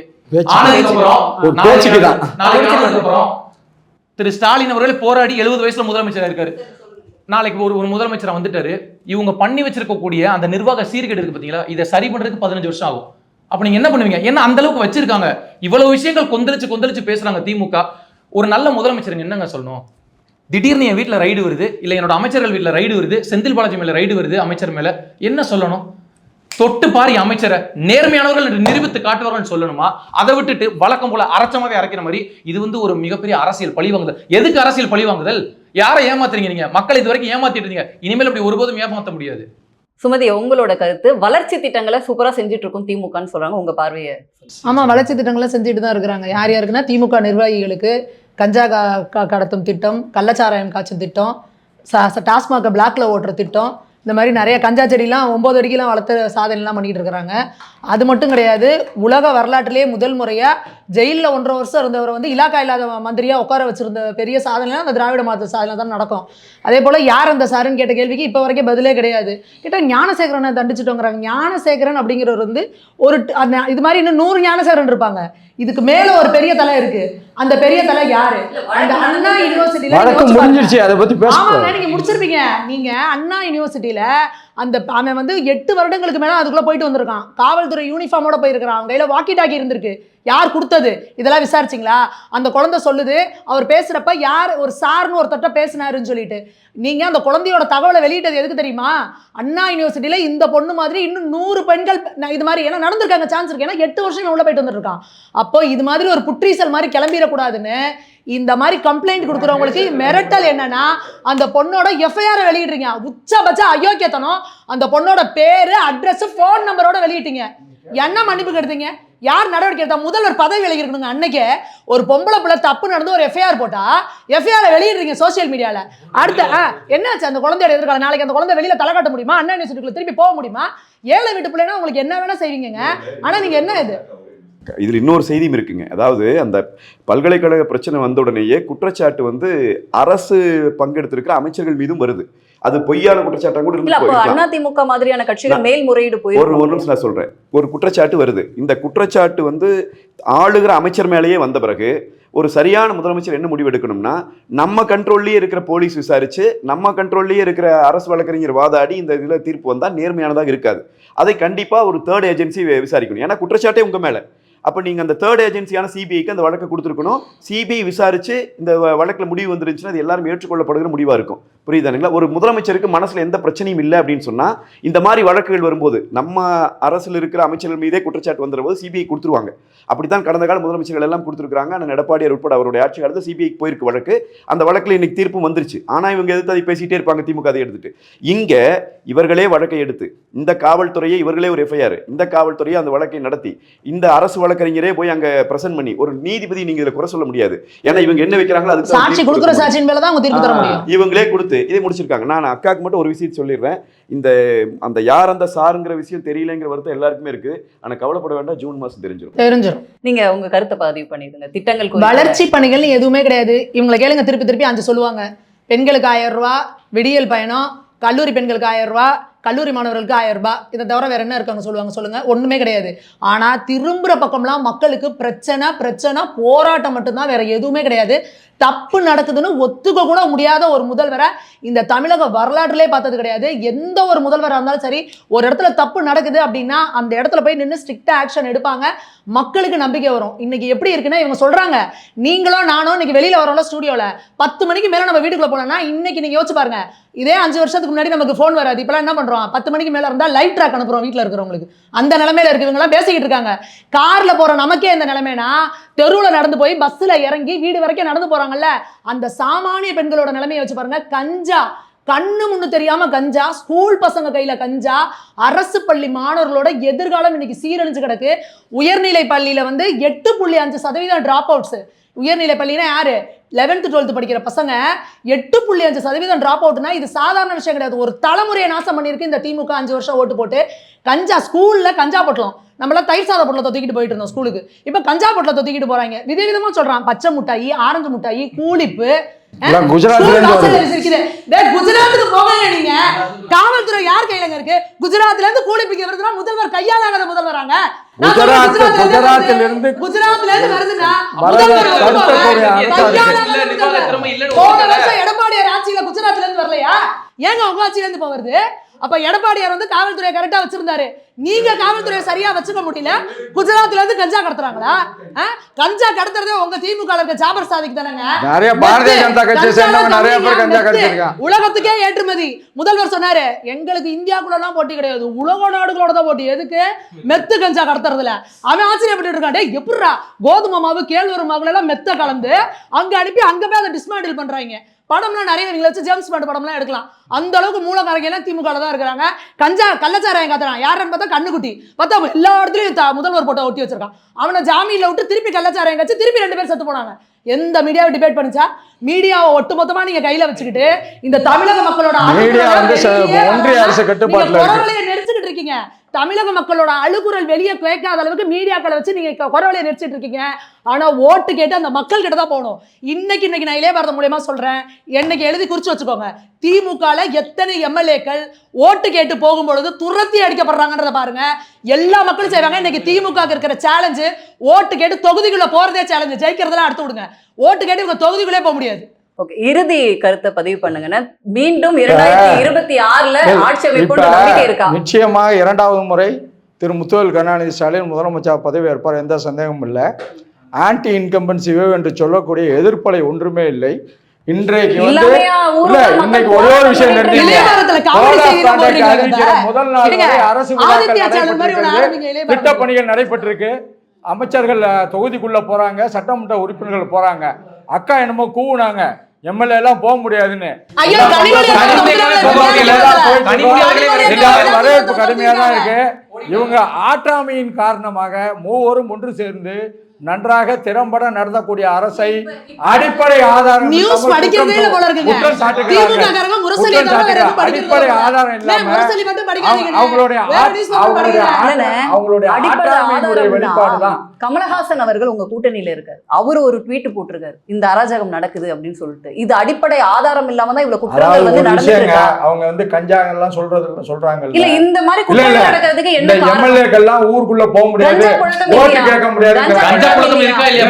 ஊருக்குள்ள ஏங்க கேள்வி அவங்க கேக்குறாங்க. வீட்டுல உள்ள பாதுகாப்பு கொடுங்க. கஞ்சா புழக்கம் இல்ல அப்படின்னு சொல்றீங்கன்னா அருவாளை வச்சுட்டு வெட்டிட்டு இருக்காங்க ரோட்ல பசங்க. நான் இருக்கக்கூடிய பகுதியில பட்ட பகல அங்கு ஒரு சம்பவம் நடக்கிறது என்றால் அதை காவல்துறை தட்டி கட்டு நடவடிக்கை எடுக்குது, வழக்கு பதிவு செய்யப்படுகிறது, விசாரணை நீதிமன்றத்தில் நடக்கிறது, தவறு செய்தவர்களுக்கு தண்டனை பெற்று தரப்படுகிறது. அண்ணா யூனிவர்சிட்டி சொன்னாங்கல்ல, அண்ணா யூனிவர்சிட்டியில விசாரித்த விசாரணை குழு சென்னை உயர்நீதிமன்றத்தால் நியமிக்கப்பட்ட ஸ்பெஷல் இன்வெஸ்டிகேஷன் டீம், எல்லாம் ஃபீமேல் போலீஸ் ஆபீசர்ஸா ஹைகோர்ட் ஆர்டர்ல எந்த ஆபீசரை போட்டாங்களோ அவங்க தான். நம்ம ஆட்சியில இருக்கும்போது மட்டும் சிபிஐ நமக்கு ஒரு விஷயம் விசாரிச்சு தான் நடவடிக்கை எடுத்திருக்காங்க. அதனால முடிந்து ஒரு வழக்கு முடிந்ததை திருப்பி யார் அந்த சார் என்று யார் என்பது ஞானசேகரன் என்பது அடையாளம் காட்ட. மீண்டும் ஆட்சி அமைக்குமா திமுக? 100% ஆட்சி அமைக்கும். 2 விஷயம். ஒண்ணு, இந்த ஆட்சியில மக்கள் நல திட்டங்கள் சென்றடையாத வீடுகளே இல்லை. எல்லா வீடுகளிலும் ஏதாவது ஒரு பயனாளி இருக்கிறார். திராவிட மாடல் ஆட்சியில் திட்டங்கள் வந்து ஒவ்வொரு வீட்டிற்கும் சென்றடைந்திருக்கிறது. 1. 2வது பலமான கூட்டணி. 3 சமூக நீதி. இது 3ம் சேர்ந்து நிச்சயமாக திமுக 2வது முறை ஆட்சி அமைக்கும். திரு முத்துவேல் கருணாநிதி ஸ்டாலின் அவர்கள் மே 7ஆம் தேதி 2026 முதலமைச்சராக மீண்டும் பதவியேற்பார். அதை பொறுக்க முடியாம தான் இந்த குய்யோ முறைய சத்தம் 3 பேர் சேர்ந்து சத்தம் போடுறாங்க. உங்க கருத்தை இறுதி கருத்தை பதிவு பண்ணிருக்கேன். குய்யோ முறையோன்னு சத்தம் போட்டது யாருங்கிறது எல்லாரும் பார்ப்பாங்க பார்க்கும்போது. அதனால யாருக்கு அச்சம் இருக்கிறது என்பது வெளிப்படையாக தெரிகிறது. அண்ணன் சொன்னதில் நலத்திட்டங்கள், அதை ஏற்கனவே நாங்கள் சொல்லிட்டோம். நலத்திட்டம், சட்ட ஒழுங்கு என்ன லட்சணத்தில் இருக்குங்கிறது பேசிட்டோம். 2வது ஒரு பாயிண்ட் சொன்னார், கூட்டணின்னு. அது எப்படி இருக்குன்னு முதலமைச்சரே சொல்லிட்டாரு தமிழ்நாடு முழுக்க. போன வாரம் தான் அப்படின்னாரு. அது என்னன்னு தெரியல. அது ஒருவேளை ஒருவேளை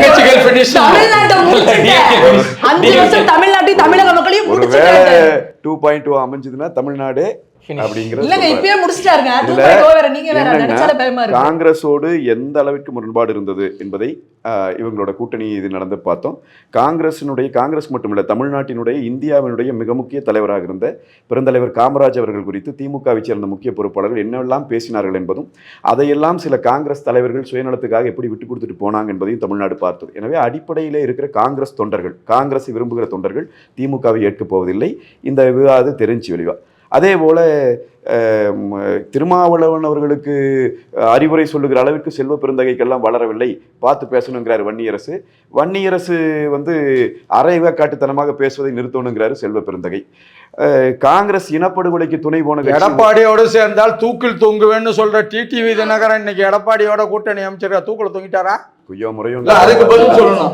என்ன அதுக்கு பதில் சொல்லணும். முரண்பாடுகளை பத்தி இவங்களுக்கு பேசுறதுக்கு அருகதையே இல்லை. ஏன்னா பாரதிய ஜனதாவோடு ஒட்டும் இல்லை உறவும் இல்லைன்னு 2024 எடப்பாடி சொன்னார். இந்திரா காந்திய மீசை இல்லாத ஹிட்லர், முசோலினி எல்லாம் பேசினாரு.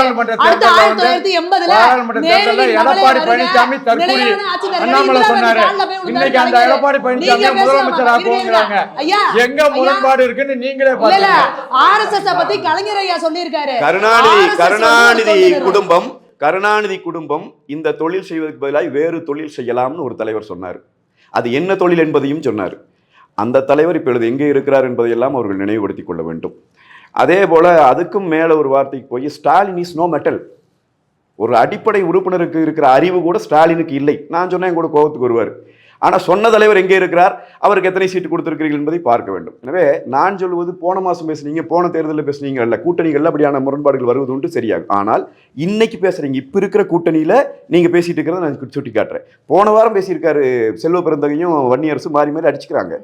காங்கிரஸும் திமுகவும் கசகசன்னு பேசிக்கிறாங்க கூட்டணியில் இருக்கிற போது. புரியுதுங்களா? அப்போ இந்த கூட்டணி வெற்றி கூட்டணிங்கிறாங்க. நான் சொல்லுகிறேன், இந்த கூட்டணியிலே கட்சிகள் இருக்கிறதை விட அந்த எந்த கட்சிக்கு ஓட்டு இல்லை. புரியுதுங்களா? எனவே இவர்கள் மக்களிடத்தில் அதை போய் சந்திச்சு நம்மளும் கூட்டணி வச்சிருக்கோம் இல்லையா? அதனால நான் சொல்ல வர அதை சுட்டி காட்டுறேன் உங்களுக்கு. இப்ப அண்ணா திராவிட முன்னேற்ற கழகத்தை பார்த்து இவங்க கூட்டணியே இல்லை, அதிமுக கூட்டணியே, நான் தான் மறுபடியும் கூட்டணி மாநாடே போடாம இருக்காங்க. ஒரு கூட்டணி தலைவர்கள் ஒன்னாவே மேடையில தோணல. இல்ல சண்டை எப்ப சண்டை வருதோ, எப்ப யுத்தகலமோ அந்த கேள்வி இருக்கு இல்லையா? ராகுல் காந்தி அவர்கள் ஒரு வாட்டி கூட வரலையே. இங்க இன்னும் தேர்தல் பிரச்சாரம் ஆரம்பிக்கல. இவர் கொஸ்டின் இஸ் எ ப்ரீமெச்சூர்ட் கொஸ்டின். இன்னும் தேர்தல் பிரச்சாரம் ஆரம்பிக்கல. இன்னும் யார் யாருக்கு எந்த தொகுதி ஏப்ரல் 23 நடக்கும். சிபிஎம் தோழர்களும் விடுதலை சிறுத்தைகளும் இப்போ எந்த மலையில் கூட்டணியில் நிற்கிறாங்கிறது தெரியும். அண்ணன் வேல்முருகன் அவர்கள் கிட்டத்தட்ட வெளியேறிவிட்டார் கூட்டணியை விட்டு. அவருடைய அறிக்கைகள் அப்படித்தான் இருக்கு. நாங்கள் வந்து இந்த கூட்டணியில் தொடர முடியாது என்பதையும் தெரிவித்திருக்கிறார். எனவே அந்த கூட்டணி என்பது இவர்கள் மீடியா வச்சு இவங்க காட்டிட்டு இருக்கிற ஒரு ஷோதானே ஒழிய அங்கே உண்மையில கூட்டணி இல்லை. நலத்திட்டங்களும் செய்யல, சட்டம் ஒழுங்கையும் பாதுகாக்கல, ஒரு சாதாரண மனிதனுடைய அடிப்படை தேவைகளையும் பூர்த்தி செய்யல, எதிர்கால வளர்ச்சிக்கான மூலதன செலவீடுகளும் எதுவுமே இல்லை. எல்லா விதத்திலையும் தோல்வி அடைந்து போயிருக்கிற ஒரு அரசாங்கம் வெறும் விளம்பரத்தை மட்டும் வைத்துக்கொண்டு, வெறும் இந்த அவங்க கையில் இருக்கிற ஊடகங்களை மட்டும். நான் இளைய பாரதனுக்கு வந்து ஒரு நன்றி சொல்லுவேன். என்னன்னா, அட்லீஸ்ட் இவங்களோட இதையை தாண்டி நீங்கள் இந்த செய்திகளை பேசுறதுக்காக ஒரு வாய்ப்பு கொடுக்குறீங்க. கடந்த மாதத்தில் ஒரு ஊடகம், தமிழ்நாட்டில் ஒரு முக்கியமான ஊடகம், ஒரு விவாதம் முடிச்சுட்டு அதுக்கப்புறம் கடைசியில் ஒரு கருத்து கணிப்பு போடுவாங்க இல்லைங்களா, அது போடுறாங்க. ஒரு கட்சி வந்து திமுக கூட்டணிக்கு போனதுக்கு 2 சாய்ஸ். ஒன்று வந்து திமுகவுக்கு பலம், அதிமுகவுக்கு பலகீனம். 2 சாய்ஸ். ஒரு நேஷனல் சேனல், அதுல ஒரு ஆங்கர் இருக்கிறாரு. எனக்கு ஒன்றும் புரிஞ்சு முடிய மாட்டேங்குது. அப்ப எந்த அளவுக்கு திமுக இந்த சேனல் தன்னுடைய பண வலையில வீழ்த்தி இருக்கிறாங்க அப்படிங்கிறது வெளிப்படை. அதனால தமிழ்நாட்டு மக்கள், நான் சொல்லுகிறேன், தமிழ்நாட்டு மக்கள் இந்த முறைதான் எனக்கு தெரிந்து ஊடகங்கள் எல்லாம் ஒரு திசையில் பேசிக் கொண்டிருக்கும் போது மொத்த மக்களும் அதற்கு எதிர் திசையில் சிந்தித்துக் கொண்டிருக்கிற ஒரு காட்சி நாங்கள் இப்ப பார்க்கிறோம் தமிழ்நாட்டில். இது மிகப்பெரிய ஒரு ஜனநாயக புரட்சியா வெடிக்கும். திமுக தன்னுடைய இறுதி ஆட்சியை முடித்து விட்டது. இப்ப காபந்து அரசு, இவர்கள் இனி வரலாற்றில் இவர்களுக்கு ஆட்சி இல்லை. அதுதான் உண்மை. உங்களோட இறுதி கருத்தை பதிவு பண்ணிருக்கோம். அண்ணன் அவர்கள் சொன்னது போல இப்ப 2 கட்சியிலையும் நம்ம பார்த்தோம். கூட்டணி முரண்டிருந்து திரு டிடிவி தினகரன் அவர்கள் என்ன கருத்து வச்சாரு. ஆனா இன்னைக்கு நாங்க வந்து திமுகவை வீழ்த்தணும் அப்படின்னு ஒரு காம்ப்ரமைஸ் குள்ள போயிட்டாங்க. அதே போல அங்க வந்து காங்கிரஸ்குள்ள ஏகப்பட்ட புகைச்சல் இருந்துச்சு. அதெல்லாம் சரி பண்ணி இப்ப அவங்க ஒரு கூட்டணியா இருக்காங்க. இதையெல்லாம் மக்கள் பார்த்து ஏமாந்து போய் நம்ம மக்களை குறை சொல்றோம். மக்கள் மாற்றத்தை விரும்ப மாட்டாங்க. திமுக விட்டு அதிமுக அப்படின்னு அப்படியெல்லாம் கிடையாது. மக்கள் பாக்குறாங்க, 2 முறை பாக்குறாங்க இவங்க எந்த அளவுக்கு சஸ்டெயின் பண்றாங்க, உறுதியா நிக்கிறாங்களா, நிலைப்பாட்டில் இருக்காங்களா அப்படின்னு. அதனால எப்படி ஐயா விஜயகாந்த் அவர்களை கைவிட்டுட்டாங்களோ அது போல விஜயை விட்டுற வேண்டாம். அவர் நல்லது பண்றாரா இல்லையான்றது வாய்ப்பு கொடுத்தாதான் தெரியும். நம்ம சும்மா இங்க இருந்துட்டு அவர் பண்ணிடுவாரா பண்ண மாட்டாரா சாத்தியமா அப்படின்லாம் கேட்க வேண்டாம். உண்மையிலேயே திரு விஜய் அவர்களுக்கு நம்ம வாய்ப்பு கொடுப்போம், ஒரு முறை வாய்ப்பு கொடுத்து பார்ப்போம் அப்படின்னு தான் இருக்காங்க. உண்மையிலேயே திரு விஜய் அப்படின்ற ஆறாவை மக்கள் எல்லாருமே ஃபீல் பண்ண ஆரம்பிச்சாங்க. திரு விஜய் அவர்கள் அப்படின்ற ஒரு நம்பிக்கை அது ஒரு காரணமா இருக்கட்டும். ஏன்னா ஒரு படத்துல நடிச்சாரு, மக்கள் நம்பிக்கையை ஃபுல்ஃபில் பண்ணுவாரா விஜய் அவர்கள்? உறுதியா பண்ணுவார். ஏன் அப்படின்னா நீங்க நினைச்சு பாருங்க, நான் படத்துலயும் நடிப்பேன், அரசியலையும் இருப்பேன், நான் படத்துலயும் நடிப்பேன், அரசியலையும் இருப்பேன் அப்படின்னு அவரால் சொல்ல முடியும் தானே? அவர் யாரும் கேள்வி கேட்பாங்களா? எதுக்கு நீங்க படத்துலயும் நடிக்கிறீங்க, அரசியல் போறீங்கன்னு? ஆனா இவ்வளவு பெரிய இடத்த தூக்கி போட்டுட்டு வர்றாருல, எதுக்காக வர்றாரு? மக்களுக்கு நான் உழைக்கிறேன். எந்த தலைவரும் முன்னாடி பதிவு பண்ணல, எல்லாத்தையும் நான் தூக்கி போட்டு வரேன். எம்ஜிஆர் அவர்கள் சொல்லல, ஜெயலலிதா அம்மா சொல்லல. எந்த வயசுல வந்தாங்க? ஆனா எம்ஜிஆர் அவர்கள் 40 வயசுல ஜெயலலிதா முதல்வராவே ஆயிட்டாங்க. இல்ல நீங்க புரட்சி தலைவர் எம்ஜிஆர் அவரோட ஒப்பிடணும்னா அவர் முதல்ல அதுக்கு முன்னாடி 25 வருஷம் அவருக்கு அரசியல் அனுபவம் உண்டு. அரசியல் களத்துல நின்று ஒரு கட்சியினுடைய கொள்கை பொறுப்பு செயலாளர். நான் என்ன சொல்றேன், ஒரு ஜனநாயக நாடு, ஒரு ஜனநாயக ஒண்ணு கேட்கிறேன் தம்பி, இவ்வளவுதான். நீங்க எம்ஜிஆர் அவர்கள் எல்லாம் ஒப்பிட்டு கேட்டதால் நான் உங்களுக்கு கேட்கிறேன். ஒரு எம்ஜிஆர் தான் இருக்க முடியும். ஒரு 41 உயிர் பலி நடந்தது. அந்த 41 உயிர் பலிக்கு திரு விஜய் அவர்கள் காரணம் என்று சொல்லி ஒரு பெரிய பரப்புரை செஞ்ச போது நாங்க முழுமையா விசாரிங்கன்னு நின்னோம். அதிமுக சிபிஐக்கு போகணும்னு கேட்டோம். அது அரசு மேலே இருக்கிற பிள்ளையும் இல்லைன்னு சொன்னோம். ஆனா அது வரைக்கும் நாங்க விஜய் இப்பவும் நாங்க குற்றம் சொல்லல. அது சம்பவம் நடந்துச்சுல்ல, 41 பேர் உயிரிழந்து விட்ட பிறகு ஒரு 2 மாத காலத்துக்குள்ள மலேசியால போய் ஒரு தலைவர் நடனம் ஆடுகிறார் என்று சொன்னால் இது என்ன வகையான மனநிலையில இருக்கிற ஒரு தலைவரால் செய்ய முடியும்? சரி, நான் என்ன கேக்குறேன், இந்த மாதிரி நீங்க பதில் சொல்லுங்க. நீங்க எதிர்கேள்வி வைக்க வேண்டாம், பதில் சொல்றேன். இப்ப அண்ணன் அவர்கள் இப்படி சொல்றாரு, இந்த மாதிரி இப்படி போய் நடனம் ஆடிட்டார் அப்படின்னு. அவர் அதுக்காக வருத்தப்பட்டு நம்ம சொல்லல. மலேசியா நடனத்தை கூட விட்டுருங்க, உங்களுடைய ஆண்டு விழா வச்சாங்க. துக்கம் நடந்துருச்சு, அதை நம்ம கொச்சப்படுத்த வேண்டாம், அதை நம்ம அரசியலே படுத்த வேண்டாம் அப்படிதான் நம்ம நினைக்கிறோம். 41 குடும்பம் இறந்தாங்க, ஏன் அழைச்சு பார்த்தாங்க அப்படின்னு அக்கா கேட்டாங்க. ஆனா அழைச்சு பார்த்தார்ல, இப்படி ஒரு கேமராவை போட்டு நான் மடியில உட்கார்ந்த மாதிரி உட்காந்துக்கிறேன், அழுகிற மாதிரி அழுகிறேன், நீங்க ஃபுட்டேஜ் எடுத்து ஒன்னு ரிலீஸ் பண்ணுன்னு சொல்லி அவர் செஞ்சார். அந்த மாதிரி விஜய் மேல எங்களுக்கு காழ்ப்புணர்ச்சி இல்ல. விஜய் அவர்களை இருங்க, நான் ரொம்ப வெளிப்படையா கேட்கிறேன், மக்களுக்கு தெரியணுங்கிறதுக்காக தான் கேட்கிறேன். விஜய் அவர்களை நாங்கள் வெறுக்கவில்லை இல்லை. நாங்க மீண்டும் சொல்லுவது அவருக்கு ஸ்ட்ரென்த் இருக்கிற அளவுக்கு ஸ்டாமினா இருக்குதான் மக்கள் செக் பண்ணணுங்கிறத நாங்க சொல்றதே அதைத்தான். ஆனால் நான் வெளிப்படையா கேட்கிறேன், ஒரு தலைவர் நம்ம வீட்டில் இளவு நடந்தாலே 6 மாசத்துக்கு சோறு தண்ணி நம்மளால சாப்பிட முடியாது. நமக்கு அவ்வளவு இருக்கு ஒரு இளவு, சரிங்களா? 41 பேர் அவர்கள் தம்பி அவங்க கொலை செய்ய கூட பட்டிருக்கலாம், சரிங்களா? அது விஜய் காரணம் நாங்க சொல்லலை. இப்போ அது சிபிஐ சொல்லட்டும், அது விசாரிக்கட்டும். நான் கேட்கறது, இந்த நடந்த பிறகு இப்படி குதூகலமாக ஒரு நபர் நடந்து கொள்கிறார் என்றால், இருங்க தம்பி, நீங்க இப்போ இவ்வளவு 2 கட்சி மேலே குற்றச்சாட்டு வைக்கிறீங்க. சாட் ஜிபிடியில் போட்டால் இன்னைக்கு குற்றச்சாட்டு கிடைச்சிடும், புரியுதுங்களா? அது ரொம்ப எளிமையான வேலை, எல்லாரும் எடுத்து வைக்கலாம். ஆண்டு இருக்கிறவர்கள் எல்லாருமே சில பிள்ளைகளை விட்டுருப்பாங்க, அதை இவங்கெல்லாம் சுட்டி காட்டலாம். நான் அதை அதனால தான் திமுக சொல்லும்போது நான் எப்பயுமே ஒப்பீட்டு அளவில் சொல்கிறேன். அதிமுக என்ன செஞ்சது, திமுக அதை எங்கே தவறு விட்டுச்சு நான் சொல்கிறேன். நீங்கள் 2 பேரை குறை சொல்கிறீங்க, ஆனால் அதுக்கு மாற்றுன்னு வர்ற தலைவர் எவ்வளவு பெரிய மாற்றா இருந்து நின்று காட்டினா தமிழக மக்கள் நம்புவாங்க. நான் உங்களை மட்டும் சொல்ல, மாற்றுன்னு வர இன்னும் தலைவர்களையும் சேர்த்து தான் சொல்கிறேன். அப்போ எந்த பணிகளையுமே செய்யாமல் நான் சொல்கிறேன் தம்பி, நீங்கள் ஒரு கட்சி ஆரம்பிச்சிருக்கிறீங்க, எங்கள் கட்சியினுடைய நோக்கம் இதுதான் என்று தெளிவாக தேர்தல் நேரத்தில் தான் நீங்கள் உங்களோட அறிவிப்புலேயே கொண்டு வர்றீங்க. அவசரமாக பீப்புளை கன்வின்ஸ் பண்ணுறதுக்கு கூட உங்களுக்கு தைரியம் இல்லை. நீங்கள் அறிவிக்கணும், தேர்தல் வந்துடணும், உங்கள் ஃபேஸ் பார்த்து ஓட்டு போட்டணுங்கிறது என்ன வகையான மனநிலை? இது எப்படி ஒரு மாற்றமாக இருக்கும்? சரி, இப்போ நான் மீண்டும் அதுக்கு சுருக்கமாக முடிச்சிடறேன். மீண்டும் அதே போல தான் அண்ணன் அவர்கள் இப்போ நிறைய அண்ணன் என்ன சொல்கிறாங்கன்னா, ஒரு தலைவனுக்கான குவாலிட்டியை இன்னும் அவர் இன்க்ரீஸ் பண்ணிக்கணும், இன்னும் நிறைய இடங்கள்ல இது பண்ணணும் அப்படின்னு சொல்றாங்க. நம்ம என்ன சொல்றோம், இது எல்லாத்துக்கும் விடை கிடைக்கக்கூடிய விதமாக தான் ஏப்ரல் 23 வாக்கு செலுத்துறது இருக்கும். உறுதியா சொல்றேன், இதே போல இதே நபர்களோட நான் உட்கார்றேன், அன்னைக்கு நம்ம பேசுவோம். திரு விஜய் அவர்கள் தலைவர் மக்கள் ஏற்றுக்கொண்டார்களா இல்லையா என்பதை நான் ஓபனா சேலஞ்ச். விஜய் வெளில வருவாரான்னு கேட்டு சொல்லுங்க. திரு விஜய் அதுல எங்களுக்கு வருத்தமே இல்லை. ஒருவேளை நீங்க சொல்ற மாதிரி உங்களுடைய நம்பிக்கை மாதிரி ஒண்ணு நடந்துருச்சுனாலும் மக்கள் என்ன தீர்ப்பு சொல்றாங்களோ அது இறுதி தீர்ப்பு. இப்ப நாம விவாதிக்கிறது ஒரு இன்டெலெக்சுவல் ஃபாரமா இதை நீங்க நினைச்சு பேசுங்க. நாம விவாதிக்கிறது அப்படியே மக்கள் தேர்ந்தெடுத்து விட்டாலும் அது தவறான தேர்தலா போயிடாதா? இப்படி ஒரு மனிதரை தேர்ந்தெடுத்தா அவருடைய நடவடிக்கைக்கு நீங்க பதில் சொல்லுங்கன்னு நான் சொல்றேன். இல்ல நீங்க ஒரு விஷயம் கேக்குறீங்க, இதை மட்டும் பதில் முடிச்சாரு. அவர் ஏன் அங்க போய் நடனம் ஆடினார் அப்படின்னு கேட்கிறாரு. அவரோட இறுதி படம்னு சொல்லி முடிச்சுட்டாரு, சரிங்களா? இது ஒரு மனிதன் சம்பந்தப்பட்ட ஒரு விஷயம் கிடையாது. இவர் இப்ப அரசியலுக்குள்ள வரதுனா அவர் தனிப்பட்ட விஷயம், அதாவது அவரை சுத்தி எல்லா விஷயங்களும் நடக்குது. ஆனா ஒரு படத்துல அவர் நம்பி பல பேர் முதலீடு செஞ்சிருக்காங்க. அந்த இசை வெளியீட்டுக்கு போறாரு. நீங்க வந்து துக்கம் நடந்துருச்சு, அதனால வீட்டுக்குள்ளே முடங்கி இருக்க முடியாது. அதனால அவர் அங்க போய் நடனம் ஆடினது வந்து ஆமாங்க செத்த வீட்டுல உட்காந்து அவர் நடனம் ஆடினார்னு சொல்லல. ஆனா அந்த துக்கத்தை அனுசரிச்சுட்டு அந்த துக்கத்துல எல்லாரும் பங்கெடுத்துட்டு எந்த ஒரு அரசியல் நிகழ்வும் பண்ணாம அதை வச்சு அரசியல் பண்ணாம அமைதியா போனாரு. அந்த இடத்துல போய் நடனம் ஆடுறது தவறு. ஆண்டுகள்ல நடனம் ஆடிட்டு ஆடுறது அமைதியா dance ஆடுறது. அது justification எப்படி அமைதியா டான்ஸ் ஆடிருக்காரு. அவரோட குழப்பத்துல இல்ல அவரோட இல்ல, குழப்பம் நியாயமே தம்பி சொல்ற பதில் வச்சுக்கோங்க. பதில் இருக்கட்டும். ஆண்டுகளாலே நான் ரொம்ப தெளிவா சொல்றது, இதை வந்து இப்ப விஜய் அவர்களை ரொம்ப நேசிக்கிற அந்த ரசிகர்கள் வந்து அவங்க மனநிலை மாற மாட்டாங்க. அவங்க இப்படி ஏதோ ஒன்று சொல்லிட்டே இருக்கலாம். ஆனால் பார்க்கிற மக்கள் மத்தியில என்ன உணர்வை ஏற்படுத்துங்கிறத நான் உங்களுக்கு சுட்டிக்காட்டுறேன். இன்னொரு செய்தி சாதாரண முடிச்சிடறேன். சாரி அது. அதாவது திரு விஜய் அவர்களுடைய இந்த கரூர் சம்பவம் நடந்த போதே திரு ஆதவர்ஜுனா அவர்கள் மோசமாக ஒரு ட்வீட் ஒன்று போட்டார். அந்த ட்வீட் வந்து கைது செய்யப்படுவதற்கு தகுதியான ட்வீட் தான். ஆனால் அந்த நேரத்தில் ஆதவர்ஜுனா கைது செய்யப்படவில்லை. அவர் மேலே அவர் டெலீட் பண்ணிட்டார். ஆனால் கைது செய்யப்படல. அரசு எந்த நடவடிக்கையும் எடுக்கல. உண்மையில் திரு விஜய் மீது நடவடிக்கை எடுக்க முடியாமல் அதிமுக தடுத்துச்சு. இதை நான் சொல்லலை. இன்னைக்கு திமுக கூட்டணியில் இருக்கிற தனியரசு அவர்கள் வெளிப்படையாகவே பேசியிருக்காரு. எடப்பாடியார் மட்டும் அன்னைக்கு பேசாமல் இருந்திருந்தாருன்னா குண்டாஸ் போட்டு விஜய் உள்ள போட்டிருப்போம். தடுத்ததே எடப்பாடியார் தான் சொல்ல. தடுத்தது நோக்கம் எங்களுக்கு இல்லை. எங்களுடைய நோக்கம் என்னன்னா 2 தரப்பு விசாரிக்கப்படணும், நீ உண்மை வெளிவரணுங்கிறதுக்காக நாங்கள் அதை தடுத்துனோம். ஆனால் ஆதவர்ஜுனாவை கைது செய்வதற்கு அன்னைக்கு எல்லா வாய்ப்பு இருந்துச்சு. திமுக அன்னைக்கு அதை செய்யலை.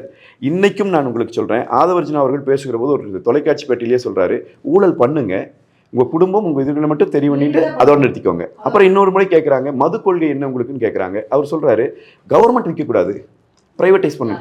பிரைவேட்டைஸ் பண்ணி இருந்த பிரச்சனைக்கு அப்புறம் தான் அது மது வந்து கவர்மெண்ட் கண்ட்ரோலுக்கே வந்துச்சு. புரியுதுங்களா?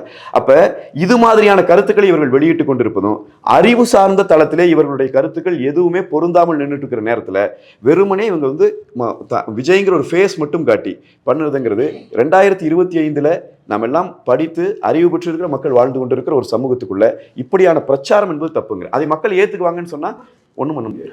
அண்ணன் சொல்றதை நான் முற்றிலுமா ஏத்துக்கிறேன். அண்ணன் ஒரு நல்ல அறிவுரை தான் சொல்றாங்க, ஒரு நல்ல கட்சி வளர்ச்சிக்காக சொல்றாங்க, அதை ஏற்றுக்கொள்வோம். தவறு செய்யும் பட்சத்தில் யார் தவறு செய்தாலும் தவறு தான், அதில் எதுவும் இல்லை. உறுதியான முறையில் 2026 தேர்தல் களத்தில் விஜய் அவர்கள் முதலமைச்சர் ஆவார், அதில் எந்த சந்தேகமும் இல்லை. ஓகே, சுமதி உங்களோட இறுதி கருத்தை பதிவு பண்ணுங்க. இறுதி கருத்து, எலெக்ஷன் ரிசல்ட் என்ன அப்படின்றது இப்பயே தமிழக மக்களுக்கு தெரியும். தமிழக மக்கள் இந்த கடந்த 2 மாதத்துல எந்த மனநிலைக்கு வந்துட்டாங்க அப்படின்னா, அப்பா சாமி எலெக்ஷன் டேட் எப்பப்பா அனௌன்ஸ் பண்ணுவீங்க, இந்த ஆட்சி எப்பப்பா முடியுங்கிற நிலைமையில இருக்காங்க. குறிப்பா எப்பவுமே சரி, பெண்களோட அதிருப்தியை சம்பாரிச்சுட்டா அந்த ஆட்சி திரும்ப ஆட்சிக்கு வர்றதுக்கு வாய்ப்பே கிடையாது. அது மட்டும் கிடையாது, திமுக என்னைக்குமே மக்களோட சாய்ஸ் கிடையாது. இவங்க சொல்றாங்க அப்படியே மக்கள் ஏகோபித்த வரவேற்புங்கிறாங்க.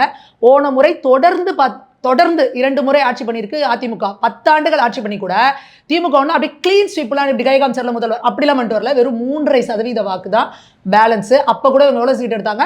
133 தனியாக எடுத்தாங்க. டோட்டலாக 159 எடுத்தாங்க. என்ன அதுக்கும் காரணம், இங்கே ஏடிஎம்கேல அந்த டிடிவி அவர்கள் உள்ள இல்லை, அப்புறம் சசிகலா அவர்கள் உள்ள இல்லை. இந்த மாதிரியான சில இடங்கள் கிட்டத்தட்ட 2000, 3000, 5000 வாக்கு வித்தியாசத்திலேயே கிட்டத்தட்ட 20-25 எம்எல்ஏக்கள் திமுகவுக்கு போனதையும் நம்ம பார்த்தோம். அப்போ ஊர் 2 பட்டா கூத்தாடிக்கு கொண்டாட்டம் அப்படிங்கிற மாதிரி இங்கே ஏடிஎம்கேக்குள்ள பிரிவினை வந்ததுனாலையும் 10 ஆண்டுகள் தொடர்ச்சியாக ஆட்சி பண்ணால் மக்களுக்கு எப்போவுமே அந்த ஒரு அயற்சி வரும்.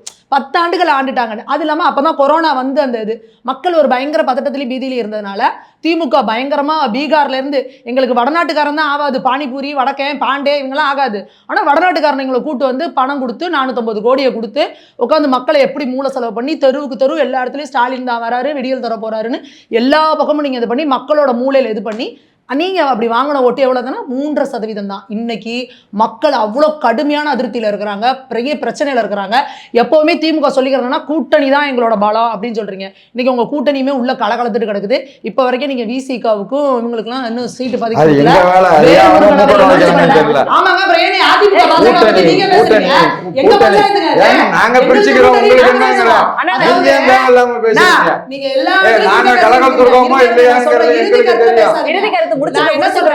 அதிமுகவுக்கு பாஜக பாய போட்டு படுத்துக்குவாங்க. ஐயோ பஞ்சாயத்துன்னு இவங்க போன வாரம் வரைக்கும் சண்டை போட்டு இருந்தாங்க. உனக்கு 2000 ஓட்டு கூட கிடையாது, 3000 ஓட்டு கிடையாது, மேடை பேர் பேசுறாங்க. அவங்க சொல்றாங்க உனக்கு பூத்துல கூட ஆள் கிடையாதுங்கிறாங்க. அவங்க என்ன சொல்றாங்க, இண்டி கூட்டணியை காப்பாத்துறதே எங்க முதல்வர் தாங்கிறாங்க. இப்படி போன வாரம் அடிச்சுக்கிட்டு இருந்தாங்க. ஆனா இவங்க எப்ப பேசுறாங்க, போன எலெக்ஷன்ல டிடிவி என்ன பேசுறாருன்றதை இப்ப பேசிட்டு இருக்காங்க. போன எலெக்ஷன் செப்டம்பர் 2025 செப்டம்பர் 2025 இல்ல, போன எலெக்ஷன் இல்ல. முதல்ல அதை தெரிஞ்சீங்க, முதல்ல சம்பவத்தை தெரிஞ்சுட்டு வந்து பேசுங்க. இல்ல மக்கள் நல கூட்டணின்னு வச்சு திருமாவளவன் அவர்கள் என்னென்ன பேசிருக்காரு திமுகவை, வைகோ ஐயா பேசுறது நாங்கெல்லாம் சுச்சுப்பி கால் தூசி பெற மாட்டோம். வைகோயை விட்டு டாரா கிழிச்சு விட்டுருக்காரு. அதெல்லாம் நாங்கள் இன்னைக்கு எடுத்து போட்டோம்னா நீங்களாம் எங்க மூஞ்சியை வச்சுக்குவீங்க? இன்னைக்கு அவர் என்ன சொல்றாரு, அந்த விஜய் படத்துல வர மாதிரி யார் போனாலும் என்னை தாண்டிட்டு போங்க, என் தளபதியை தொடர்றது கூட குறுக்க பயப்படுத்துக்கிறாரு. நீங்க இது உங்களுக்கு சகஜம். நீங்க ஏங்க அடுத்தவங்களுக்கு சொல்றீங்கன்னா எங்களுக்கு புரியல. முதல்ல உங்களோட தான் பாருங்க. எங்க கூட்டணி நல்லா இருக்குங்க, நீங்க ஒண்ணும் சொல்ல வேண்டாம். திமுகக்குள்ளேயே கலகலத்து கிடக்குது. திருச்சி மாநாடு நடந்தது பாருங்க. நேரு ஒவ்வொருத்தருக்கா சாலை போட்டுக்கிட்டே போறாரு. உதயநிதி ஸ்டாலின் எந்திரிச்சு நிக்கிறாரு, அவருக்கு சாலை போடலாம். அவருக்கு முன்னாடியே போட்டாச்சு. வீடியோ லைவ் ரெக்கார்டு இருக்கு, எல்லாரும் பார்த்து. திமுக கட்சிக்குள்ளேயே குடும்ப கட்சி, குடும்ப குழப்பம், கனிமொழி அக்கா டீம், உதயநிதி டீம், ஸ்டாலின் ஐயா டீம், இது இல்லாமல் கிச்சன் கேபினெட் தனி, இப்படி ஏகப்பட்ட டீம். உள்ளுக்குள்ள ஒரு பிரச்சனை. கனிமொழி அக்காக்குன்னு நீங்க அங்க அந்த மாநிலத்தை கொடுக்குறீங்க, மாவட்டத்தை, அங்க போய் சபரீசன் அவர் உட்காந்து ஒரு இது பண்றாருன்னு சொல்லி பிரச்சனை கிளம்புது. உங்க கட்சிக்குள்ளேயே இவ்வளவு குழப்பத்தையும் வச்சுக்கிட்டு ஆட்சியும் சரியா நடத்தல. முதல்ல திமுக தொண்டர்களே, பொம்பளை புள்ள வச்சிருக்கிற திமுக காரங்க திமுகவுக்கு ஓட்டு போடுவாங்களா நீங்க கேட்டுக்கோங்க. வீட்டுல பொம்பளை பிள்ளை வச்சிருக்க திமுக காரங்க இவ்வளவு பேச இந்த அம்மாவே திமுகவுக்கு தான் ஓட்டு போடும். ஓட்டு போட ஏங்க திமுகவுக்கு ஓட்டு போட இங்க பேசுறது இல்ல. இந்த அம்மாவே அங்க போனனே உதயசூரியனுக்கு தான் பட்டனை கொடுக்கும். நீங்க வேணா பாருங்க, இந்த அம்மாவே உதயசூரியனுக்கு தான் பட்டனை கொடுக்கும். இவ்வளவு பேசுதே ஒழிய வெளியில வந்தோன்னு என்ன சொல்லுவாங்க, திமுக ஆட்சி சிறப்பா இருக்குங்க,